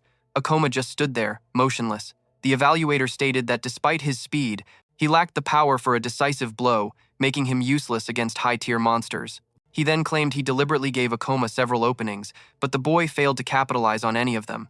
Finally, he pointed out that Akoma failed to dodge his last attack, getting injured in the process. It proved, he said, an inability to handle the unexpected. The crowd murmured again. This was a setup. They knew Ukami would have failed him no matter what. Hearing them, Ukami snarled, "What did you say?" And a man flinched away. Another spectator warned his friend to stay quiet, to not draw his wrath. Just then, a voice boomed Ukami's name. It was Utsunomiya. "Have you no shame for what you've just done?" Akoma turned, realizing his friend was there. Utsunomiya accused Ukami of breaking his promise not to use skills, declaring that Akoma had dominated the entire fight. In response, Ukami spat at him to shut up, calling him an irrelevant nobody. Still, Utsunomiya promised Akoma he would handle it, that he would expose the truth of what happened here. But Akoma refused the help. He questioned the words "best friend" and wondered what Utsunomiya's real motives were. Satsuki, watching from the stands, knew he had won. She couldn't understand why Akoma was acting this way. He needed Ukami to recognize his strength. Akoma admitted that was exactly why he had made the difference in their power so painfully clear. But as he stood there, he reflected that while he needed to wound his opponent's pride, maybe he shouldn't have shattered it so completely. It was useless. Realizing it now, after he'd already lost, what good did it do? Nothing had changed. A voice cut through the tense air, asking about the commotion. Akoma looked up. It was the deputy guildmaster, Shrioa. He asked Bukami why he was there, adding that he'd been looking for him. Bukami just shrugged, evaluating a hunter. Turns out, a complete waste of my time. Shirazawa's gaze fell on Akoma's battered form. Was it really necessary to injure him like this? He acknowledged that accidents happen in combat, but Bukami just scoffed at the wounds, calling them mere scratches. Shirazawa told him to just drop it. Akoma could only watch as Bukami told his superior they had urgent business before being called upstairs. With a final, dismissive glance, he ended the test, stating he didn't have time to waste on the weak. As Bukami walked off, Atsunami muttered in awe, "That's him, the strongest hunter in the entire guild." Satsuki turned to Akoma. "So, what do we do now?" With a hand to his aching head, he replied, "We find another way." As the elevator reached the 13th floor, Shirazawa asked, "Was that fight truly necessary for a simple evaluation?" Bukami simply explained he was teaching a harsh reality to an arrogant kid who was aiming too high, too fast. The deputy master then questioned the boy's candidacy for rank B, wondering if rookies just didn't take veteran hunters seriously anymore. Once they were seated in the office, Bukami asked Shirazawa what was so important that he had to be pulled away. The other man got straight to the point, revealing the main topic was the rank B portal at the Temple of Beasts, managed by the Mima branch. He explained that portals of that level were incredibly lucrative, a place for hunters to grow and farm demon stones. He then pointed to a tablet, showing reports of abrupt, unsettling changes in the monster distribution inside the portal. He continued, explaining that the mana density levels were also dangerously abnormal, and that preventing a disaster had to be their top priority. Not chasing profits. Bukami, holding a paper, seemed to understand. "You want to shut down the Temple of Beasts to avoid future problems," Shirazawa confirmed it. He explained that the ministry wants to keep all rank B portals active and the guildmaster won't close it because of the profits. He added that the only reason for everyone's hesitation was the simple fact that Bukami, their most experienced hunter, had personally declared the place safe. He confessed the portal raised too many questions, and he wasn't convinced of its safety. Therefore, he pleaded with the evaluator to offer the guildmaster a new, honest opinion. Bukami leaned in. "Is that the real reason I was called here?" But Shirazawa interrupted him, saying he wasn't finished. Bukami just covered his face with a hand and told him to get on with it. A moment later, he grabbed a report and declared the portal was fine. Before tossing it aside, Shirazawa bent down to pick it up, protesting that he hadn't even looked at the new data. But Bukami's boot slammed down on the papers. What could those numbers possibly tell me? With a condescending smile, he declared that as an experienced specialist, he guaranteed the portal was safe, and if anything did happen, he could clear it himself at any time. Slamming his hand on the desk, Shirazawa insisted that they could not afford any accidents. No one even knows the real cause of these portal disasters. All the while, Bukami remained silent, just watching him. Their duty was to protect this place. Just then, a sleeping beast's eyes snapped open. Akoma knew this was bad. His thoughts shifted back to Hunter Ukami's stunt. You could only request a promotion at your assigned branch, which meant Ukami was an unbreakable wall blocking any chance of moving up. He laid it out. They needed a rank B hunter for the Library of Illusions. Satsupai could test at another branch, sure, but he wasn't strong enough for the promotion yet. They were stuck and had to find another way. Suddenly, Hosa burst in. "Did that guild hunter really block your promotion?" she demanded. She held up her phone. One of her fans had filmed the whole confrontation with Ukami and sent it straight to her. Her idea was instant. Post the video, title it, "Guild Corruption, Okami's Abuse of Power." She was sure her 120,000 subscribers would tear him apart for the injustice. Akoma narrowed his eyes. "Are you just doing this for the views?" "No," she shot back. She insisted she was just trying to repay him for saving her life. But, she admitted with a grin, if it happened to bring in some views and cash, she wouldn't complain. "Don't post it," Akoma said flatly. "There's still too much we don't understand about the portals." He explained that the guild needs its veteran hunters. Public shaming wouldn't change a guy like Ukami. Worse, he warned, it would just make you his next target. Satsuki's head snapped up at that. She watched Hosa's face light up. "Are you worried about me, Akoma?" Satsuki cut in. "Do you have a crush on him?" Hosa sputtered, completely flustered. "What are you even talking about? Akoma's got way too many secrets and acts all high and mighty. I'd never fall for someone so annoying," she declared, "even if he is kinda handsome." She insisted it was just because he saved her. Besides, as an online celebrity, she couldn't risk a dating scandal. Satsuki kept staring, unconvinced. "Why are you looking at me like that?" Hosa snapped. Satsuki quickly looked away, and then, a harsh alarm blared from the phone. All eyes shot to the screen. "Emergency alert," Satsuki read aloud. "Rank B monster incident in Tokyo." "What happened?" Hosa pointed at the details as Akoma explained. "It's on Kitahana Avenue, a portal overflow from the Temple of Beasts. An overflow," he continued, "is when the monsters inside start pouring out into our world. The only way to stop it is to kill the boss and seal the portal from the inside." A cold thought hit him. This was wrong. An overflow never happened in Morimo Ward in his past life. Was this just a coincidence? Or, as fragments of the future he knew flickered through his mind, was the timeline itself starting to break? Hosa broke the silence. But that portal was supposed to be under control. How could the guild not see this coming? Isn't analyzing portals their whole job? She looked down at her hands. "I've never even been inside a rank B portal. I'm not strong enough to help." An old memory flashed in her mind, her father, helpless before a monster. "But there are people out there even weaker than me," she declared. Her eyes hardened with resolve.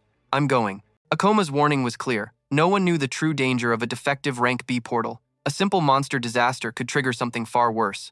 At ground zero, Bukami faced a hulking beast clawing its way from the rubble. A system window appeared. Level 34 werewolf. He launched himself forward, a blur of motion and steel. He moved like lightning. "No one gets in my way," he snarled. A cold sweat trickled down his back. A disaster this close to Srioel? His reputation couldn't survive the fallout. "Incredible," one of the junior hunters gasped. "He took down that monster with a single blow." Bukami sneered at them. "Is this the best you have? You can't handle this disaster with low-rank fodder like you." They flinched. "There are very few rank B hunters or higher, sir. We've contacted everyone we can, but we have no idea when they'll arrive." Akoma knew Ukami's reputation would be ruined if this spiraled. But then, a confident smirk crossed Ukami's face. "Don't worry, I've fought this portal's boss before," he declared. "It's just a level 47 Phantom Fox. This shouldn't be difficult at all." The plan was cold and simple. Ukami would slay the boss, pin the blame for the breach on Sir Razawa, and become the hero of Marima. "Time to eliminate the boss," the hunter announced, and in that instant, the entire area was consumed by a massive explosion. The blast was followed by a chorus of screams. From the smoke, a colossal paw slammed down. "Is that the boss monster?" someone stammered. An enormous creature emerged, a nightmare of multiple fox heads wreathed in roaring flames. "No!" the two junior hunters cried out.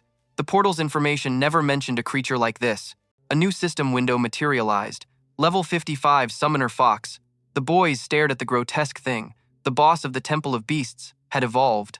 Its form had twisted, its level had surged, and it had gained terrifying new abilities. The massive buildup of mana from the portal disaster had birthed an entirely new entity. Ukami's blood ran cold. The boss monster evolved. This was no longer just a simple overflow. This was a catastrophe. As soon as Utsunomiya saw the words Level 55 Summoner Fox, his voice trembled. How? How can we possibly fight that? The two hunters met each other's terrified gaze.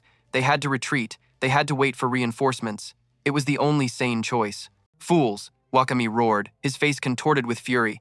"Retreat now? After I insisted on keeping this portal open, my reputation will be in tatters." He beat his chest. "I am a rank B hunter. I have faced countless dangers just like this."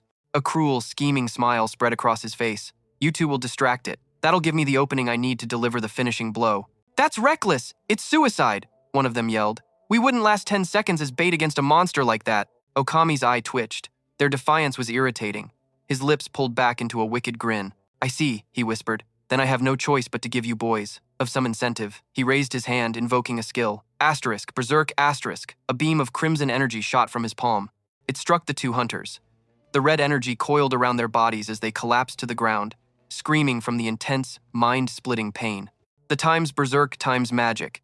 A forbidden spell from the Beast Warrior class. It temporarily skyrockets the target's attack power but shatters their sanity, turning them into aggressive puppets. He knew the skill well. He'd often used it to create human bait and secure his own escape, though he conceded it had been a while since he'd used this power. With a sharp kick, he sent one of the boys flying. Attack the monster, he ordered the two. His plan was simple.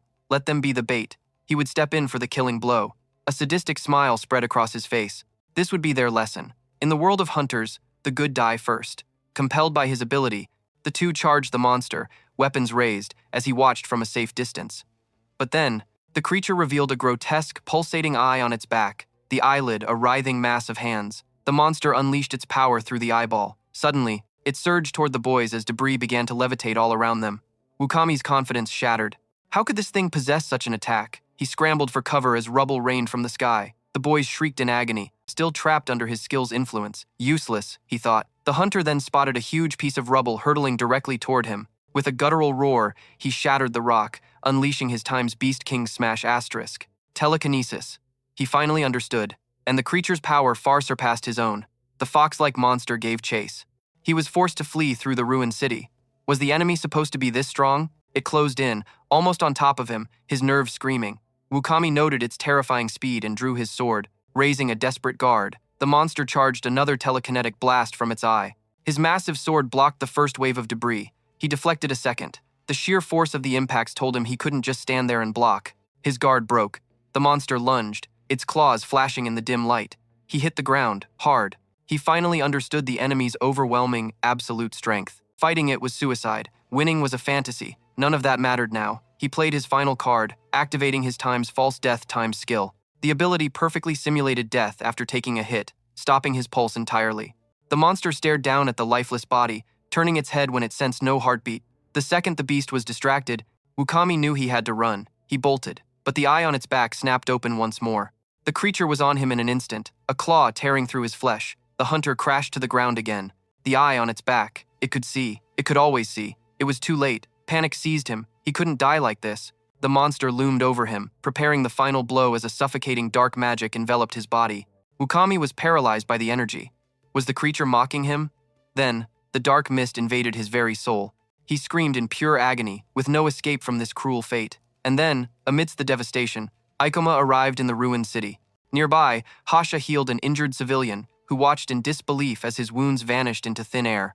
Ikoma pointed the man toward safety. "Run that way," he assured him. "You won't find any more monsters." The man stammered his thanks and fled. Hasha turned to speak with Ikoma, who seemed lost in thought. "We need to move," he urged. "We have to contain this overflow, and fast." The fight left her eyes. He was right. She glanced at her phone. A full hour had passed, and the problem wasn't solved. Akoma knew the Ministry of Monster Eradication should have already taken down the boss in the Temple of Beasts. This was taking too long. Far too long. He had to prepare for the absolute worst.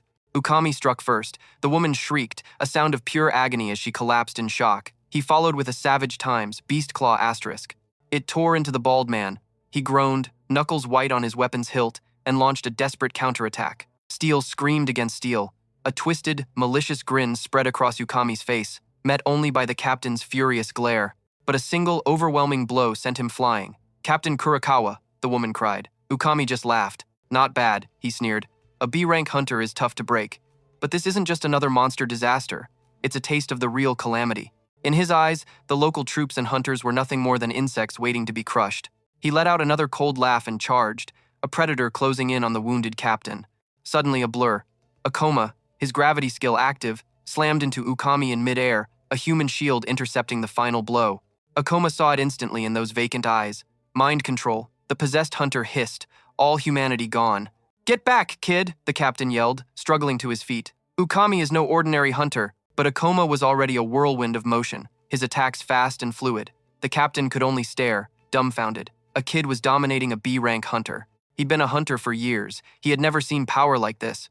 He noticed Ukami's attacks were crude, simple, a puppet's imitation of his true skill. The mind control was limiting him. Still, the possessed hunter swung a heavy times, beast claw asterisk. Akoma weaved around it, effortless. He saw the agitation growing in his opponent's wild strikes. Now, Akoma changed his rhythm, then activated his ability. Asterisk, gravity, increase asterisk. Ukami crashed to the ground, the force shattering the pavement. Akoma followed up with a powerful strike that tore a scream from his throat. Akoma stood over him. "Can you see clearly now?" he asked. Ukami glared back, his eyes filled with confusion. A flicker of recognition. "Akoma, are we still in the training match?" Then, the puppet master pulled the strings, and pure rage took over. "I'll kill you." He exploded into a berserk fury, only to be struck down again. The control was too strong. Akoma slid his weapon into place. He knew Ukami's real level was far higher than his. This was just a shadow of his true strength. "I can't hold back anymore," Akoma resolved, his voice low, nothing personal. He leaped, launching himself into the air. His foot connected squarely with Ukami's face. As his opponent staggered, Akoma positioned himself directly above for the final blow. He activated the skill, asterisk, meteor drop, asterisk. Gravity became his weapon, and he slammed down with devastating force.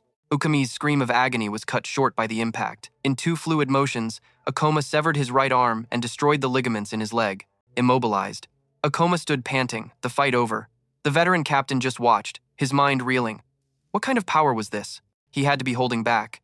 To do all that and still deliberately avoid killing a B-rank hunter. Just then, Hasha and Satsuki arrived. "What's with your speed?" Hasha complained, catching his breath. Akoma apologized for rushing. Different character classes, different movement speeds. "Get them to safety now," the bald man yelled. But Akoma knew it was already too late. There was no time. His eyes locked onto the approaching nightmare, a grotesque, two-headed fox. It was upon them. Evacuation was a fantasy. Satsuki and Hosa could only stare, their faces drained of color. A guttural roar. The ground buckled from the shockwave. Akoma's blade was already in his hand. This was no longer just a breach. It was a battle for survival. The beast's twin maws twisted into a mocking laugh. What in God's name is that thing?" Satsuki choked out. Akoma's eyes glowed, pulling up the system interface. Asterisk analyze asterisk. The data flooded his vision. Temple of Beasts, Summoner Fox. Level 55. The number was impossibly high, far beyond any record. The energy overflow. It hadn't just strengthened the monsters, it had forced an evolution. An evolved boss. He had no way of knowing what terrifying new abilities it now possessed. They were fighting blind. "If we kill that, does this all end?" Hosa asked, her voice tight with fear. "Yes," he replied, "but killing it will be anything but simple." As if on cue, the boss howled. The shadows bled, birthing countless level 30 phantom wolves that swarmed Akoma. They surrounded Satsuki and Hosa. The young woman's eyes widened in terror. It summoned an entire army. In that moment, she saw it all, the city in flames, the people who would be lost if they failed here. Through the chaos, the monster's laughter echoed. Hosa saw it clearly. It was savoring their despair. "You two, handle the mobs, protect everyone," Akoma commanded, his gaze fixed on the true threat. "I'm going in." She stared back. "What are you going to do?" "I'm ending this," he declared, his voice pure resolve. "I'll kill the boss and stop this overflow." Hosa reached for him, her hand trembling.